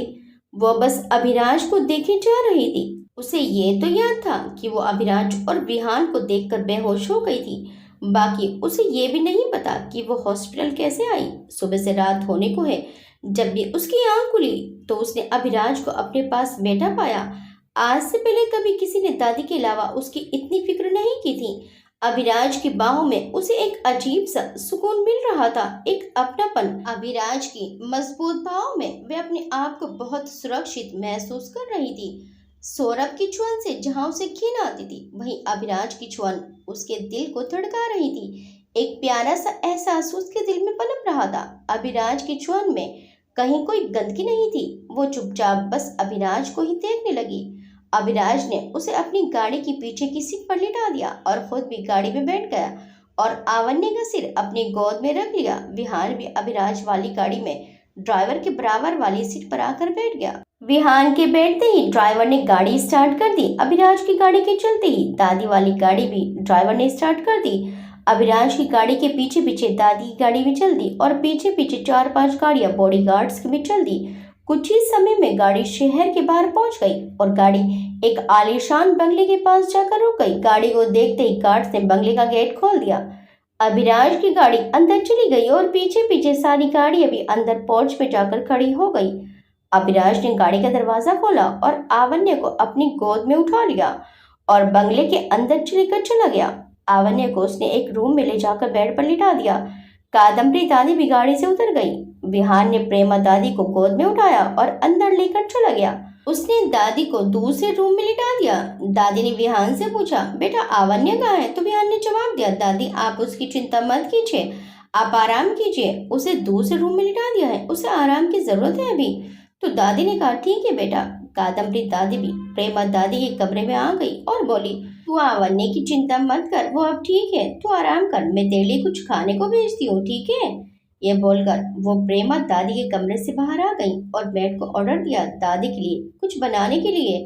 इधर आवन्य को बेड पर लिटाने के बाद अभिराज बोला, अब आराम करो, मैं यही हूँ, अगर किसी भी चीज की जरूरत हो तो बता देना। ये कहकर अभिराज सोफे पर बैठ गया। आवन्य को वॉशरूम जाना था पर कैसे गए, उसे बहुत शर्म आ रही थी, पर अब उसे जाना ही था, अब और रुका नहीं जा रहा था, तो वो धीरे धीरे बैठ गई। अभिराज बैठे बैठे उसकी सारी हरकत देख रहा था। जैसे ही वो उठी उसे बहुत तेज चक्कर आ गया, वो गिरने ही वाली थी। तो अभिराज ने जल्दी से आगे बढ़कर उसे थाम लिया और बोला, क्यों उठी हो? कुछ चाहिए था तो मुझे बता सकती थी ना, बोलो क्या चाहिए। आवन्य की तो शर्म के कारण मुंह से आवाज ही नहीं निकल रही थी। उसने अभिराज की आंखों में देखा तो वो अभिराज की आंखों में ही खो सी गई। अभिराज भी उसकी आंखों में ही देखे जा रहा था। एक लम्हे के लिए तो वो दोनों एक दूसरे की आंखों में खो गए। फिर अभिराज ने कहा, बोलो ना क्यों उठी थी, क्या चाहिए था, पानी चाहिए? आवन्य ने नाम में गर्दन हिला दी। अभिराज ने उससे फिर पूछा, तो फिर क्या चाहिए? उसने अपनी नजरें जल्दी से नीचे कर ली और हकलाते हुए बोली, वो मुझे वॉशरूम, बस इतनी सी बात। ये कहकर अभिराज ने उसे फिर से गोद में उठाया और वॉशरूम में ले जाकर खड़ा कर दिया और बोला, चलो जल्दी से कर लो, मैं यहीं खड़ा हूँ। आवन्य का ये सुनते ही चेहरा फक पड़ गया, उसके होश उड़ गए ये सुनते ही। वैसे भी अभिराज हमेशा लड़कियों से दूर रहा और बहन कोई थी नहीं, तो उसे पता नहीं था कि लड़कियों को कैसे ट्रीट किया जाता है। आवन्य ने अब अभिराज को घूर कर देखा। अभिराज ने देखा कि आवन्य उसे घूर रही है तो मासूम सा चेहरा बनाकर बोला, ऐसे घूर क्यों रही हो मुझे? तुम्हें चक्कर आ रहे हैं ना, अगर गिर गई तो? अभिराज की बात सुनकर आवन्य उसको और घूरने लगी और घूरते हुए बोली, अब मैं ठीक हूँ, नहीं गिरूंगी, आप बाहर जाइए, पहले जाइए। अभिराज ने कहा, अच्छा ठीक है, मैं बाहर ही खड़ा हूँ, फ्रेश होते ही मुझे आवाज लगा लेना, ठीक है, मैं आ जाऊंगा। आवन्य ने बुरा सा मुंह बनाया और अपने मन में बोली, हे भगवान, ये पागल है क्या? वॉशरूम में भी मुझे अकेला नहीं छोड़ना चाहता। इसका बस चले तो ये तो छोटे बच्चे की तरह गोद में ही बिठाकर करवा दे। आवन्या फ्रेश होकर वॉशरूम से बाहर आने लगी तो अभिराज वॉशरूम के बाहर ही खड़ा था। अभिराज ने देखा कि आवन्या बाहर आ रही है तो उसने आवन्या को फिर से गोद में उठा लिया और बेड पर लिटा दिया। आवन्या हैरत से उसे देख रही थी कि ये लड़का मेरी कितनी केयर कर रहा है। आवन्या को बेड पर लिटाकर अभिराज उससे बोला, मैं तुम्हारे लिए कुछ खाने के लिए बोल कर आता हूँ और बिल्कुल भी हिलना मत, ऐसे ही लेटी रहना। अभी तुम्हें बहुत आराम की जरूरत है।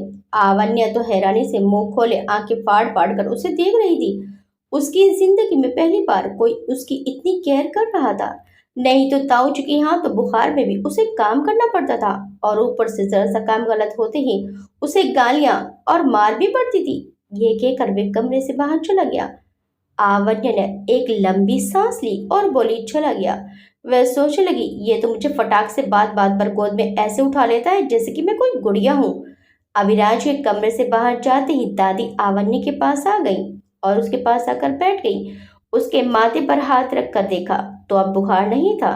फिर सर पर हाथ फेरते हुए बोली, बेटा मैं तुम्हारी दादी की बचपन की सहेली हूँ। हम दोनों एक ही शहर में एक ही मोहल्ले में रहते थे। मैं भी तेरी दादी की तरह ही हूँ। किसी भी चीज की जरूरत हो तो झिझकना मत, अपनी दादी समझकर फौरन बता देना। यहाँ तुम्हें किसी भी चीज की कोई परेशानी नहीं होगी। इसे अपना ही घर समझना। अभी तुम में बहुत कमजोरी है। डॉक्टर ने तुम्हें आराम करने के लिए बोला है, तुम आराम करो। आवन्य ने हाँ में सिर हिला दिया। दादी ने फिर उसके हाथ पर अपना हाथ रखा और बोली, मैं तुम्हारे खाने के लिए कुछ भेजती हूँ। ये बोलकर वो भी कमरे से चली गई। आवन्या अपनी आंखें बंद करके लेट गई। आज दादी के अलावा भी कोई और उससे प्यार से बात कर रहा था। पहले अभिराज उसका इतना ख्याल रख रहा है, अब दादी भी उसे प्यार करके गई है। उसे आज बहुत अच्छा लग रहा था। दादी मेड से आवन्या के लिए फ्रूट्स काटने के लिए बोलने आई तो दादी ने देखा कि किचन टेबल पर अभिराज बैठा हुआ है और मेड फ्रूट्स काट रही है। दादी अभिराज के पास आई और बोली, तू किचन में क्या कर रहा है और ये फ्रूट्स किसके लिए कटवाए जा रहे हैं? तो अभिराज हकलाते हुए बोला, वो दादी वो दादी। दादी अभिराज के सिर पर हल्का सा हाथ मारते हुए बोली, आवन्या के लिए ही ना। तो वो क्या कर रहा है? सही से बोल। आवन्या के लिए कट रहे हैं, तेरे से तो बाद में निपटती हूँ। ये कहकर दादी चली गई। तभी विहान भी अभिराज को ढूंढते हुए किचन में आ पहुंचा और बोला, तू यहाँ क्या कर रहा है? खाना तू बनाएगा आज? अभिराज गुस्से में बोला, किचन में आना गुनाह है क्या? फिर चिढ़ते हुए विहान की नकल उतारते हुए बोला, जिसे देखो तू किचन में क्या कर रहा है? किचन दूसरी दुनिया में होती है क्या? मुझे देखकर तुम लोगों को ये लग रहा है कि मैं किचन में आकर दूसरी दुनिया में चला गया हूँ? विहान बोला, अगर किसी आदमी में इतनी सारी चेंज एक साथ आ जाएंगे तो शक तो होगा ही। अभिराज ने फ्रूट्स की प्लेट उठाई और विहान को घूरता हुआ किचन से निकल गया और विहान भी उसके पीछे पीछे किचन से बाहर आ गया और बोला, यार तू तो बुरा मान गया। मैं तो ऐसे ही कह रहा था, तू किचन में कभी आता नहीं है ना इसलिए। और ये वंश भी अभी तक नहीं आया, पता नहीं कहाँ रह गया। अभिराज बोला, तू फोन करना उसे, कहाँ रह गया? अभी विहान वंश को फोन करने ही वाला था कि बाहर हॉर्न की आवाज सुनाई दी। विहान ने बाहर आकर देखा कि वंश एक ट्रक में सामान ला रहा है। वंश गाड़ी से उतरकर बहुत शान से सीना फुलाए चला आ रहा था। विहान उसके पास आया और बोला कि यह सामान किसका उठा लाया तू? तो वंश बोला कि मुझे दादी का सामान लाने के लिए कहा था तो मैं ले आया। विहान बोला, इतना सामान? वंश ने सीना चौड़ा करके जवाब दिया, अरे यार, जब मुझे कहीं कुछ लेने के लिए भेजा जाता है तो मैं कभी खाली हाथ नहीं आता। देखा मेरा दिमाग, कितना सामान लेकर आया हूँ। और वैसे भी वो घर दादी का है तो सामान भी तो दादी का ही होगा ना। तो मुझे जो जो सामान दिखा मैं सब ले आया। वंश दादी के सामान के साथ साथ घर के बहुत सारे सामान पर भी हाथ फेर आया था। जो भी उसके हाथ लगा सब ले आया था। विहान ने जाकर ट्रक के अंदर झांक कर देखा तो वंश वहां से दादी और आवन्य के सामान के साथ साथ बेड, सोफा, टीवी, बर्तन और अलमारी, पता नहीं क्या क्या उठा लाया था। विहान ने वंश को घूर कर देखा और अपना सिर पीट लिया। उधर अभिराज फ्रूट्स की प्लेट लेकर आवन्य के कमरे में गया और आवन्य से बोला, चलो थोड़ा बैठ जाओ और ये खाओ। आवन्या धीरे से उठकर बैठ गई तो अभिराज ने एक तकिया उसकी कमर के पीछे लगा दिया और बेड के पीछे उसकी टेप लगा दी और आवन्या को अपने हाथों से फल खिलाने लगा। तो आवन्या ने कहा, मैं खुद खा लूंगी, और प्लेट अभिराज के हाथ से ले ली। अभिराज ने उसकी तरफ देखा और मन में सोचा, कितनी मासूम है मेरी आवी, बिल्कुल एक मासूम बच्चे की तरह। मैं अपनी आवी को दुनिया की तमाम खुशियां दूंगा, उसे इतना प्यार दूंगा कि वो सब कुछ भूल जाएगी। वो आवी को फल खाते देख रहा था। वो बस चुपचाप सिर झुकाए खा रही थी। फिर अभिराज बोला, सारे खाने हैं, प्लेट खाली होनी चाहिए, कुछ भी नहीं बचना चाहिए। तुम खाओ, मैं अभी आता हूँ। आवन्या ने हाँ में सिर हिला दिया और अभिराज रूम से बाहर चला गया। वो बाहर आया तो उसने इतना सारा सामान देखा तो विहान से पूछा, ये क्या है? विहान ने जवाब दिया कि दादी और आवन्या का सामान लेने गया था, घर का सारा सामान उठा लाया। अभिराज का भी दिमाग घूम गया। तभी सामने से तरुण की गाड़ी भी आती दिखाई दी। वह भी ऑफिस से सीधा बंगले पर ही आ गया था, क्योंकि दिन भर फोन करके उसने सारी अपडेट ले ली थी और उसे पता चल गया था कि अब सब बंगले पर ही है। वह अपनी गाड़ी पोर्च में खड़ी करके अभिराज और विहान के पास आया। वंश भी उनके पास ही आकर खड़ा हो गया। तभी अभिराज और विहान ने एक दूसरे को आंखों ही आंखों में इशारा किया और अभिराज ने कहा, चलो अंदर मेरे कमरे में चलो, तुम दोनों से जरूरी बात करनी है। तरुण और वंश को लेकर अभिराज और विहान अभिराज के कमरे में आ गए। अपने कमरे में आते ही अभिराज ने कमरे का गेट लॉक कर दिया और अभिराज और विहान दोनों ने अपनी शर्ट की स्लीव्स के बटन खोले और स्लीव्स ऊपर को फोल्ड कर ली। अभिराज और विहान तरुण और वंश के सामने अपने हाथ फोल्ड करके खड़े हो गए और बोले, अब तुम दोनों ये बताओ, तुम दोनों में से दादी का खबरीलाल कौन है? ये सुनते ही तरुण और वंश दोनों घबरा गए। तरुण घबरा कर बोला, यार मैं नहीं हूँ दादी का खबरीलाल, मैंने दादी को कोई खबर नहीं दी, चाहे जैसी कसम खिलवा लो। सच में यार, आवन्या भाभी की कसम, मैंने कुछ नहीं किया। अभिराज ने उसे घूर कर देखा और बोला, अगर तूने मेरी आवन्या की झूठी कसम खाई होगी तो देख लेना मैं तेरा क्या करूंगा। मेरी कसम झूठी खा ले चलेगा, लेकिन मेरी आवन्या की कसम अगर तूने झूठी खाई होगी तो मैं तुझे उल्टा लटका कर मारूंगा। तरुण की सिट्टी पिट्टी गुम हो गई। वे जल्दी से डरते हुए बोला, भाई मैंने भाभी की झूठी कसम नहीं खाई, सच में मैं सच बोल रहा हूँ, मैंने दादी को कोई खबर नहीं दी।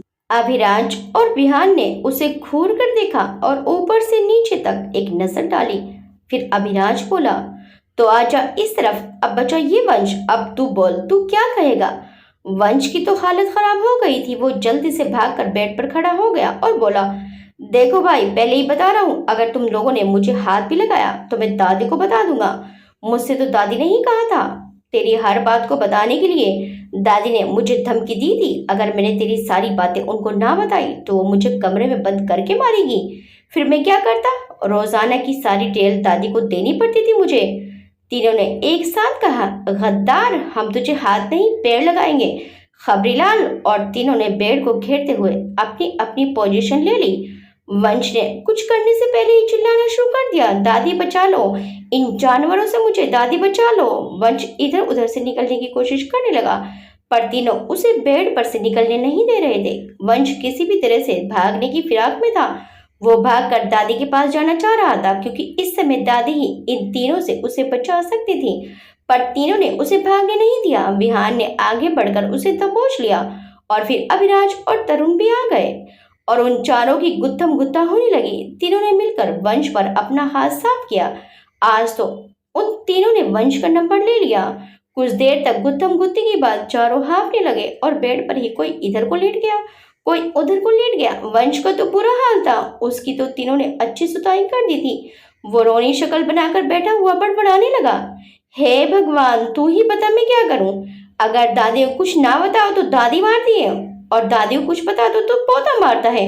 तभी किसी ने रूम के गेट पर नॉक किया। तरुण ने गेट खोला तो दादी आई थी।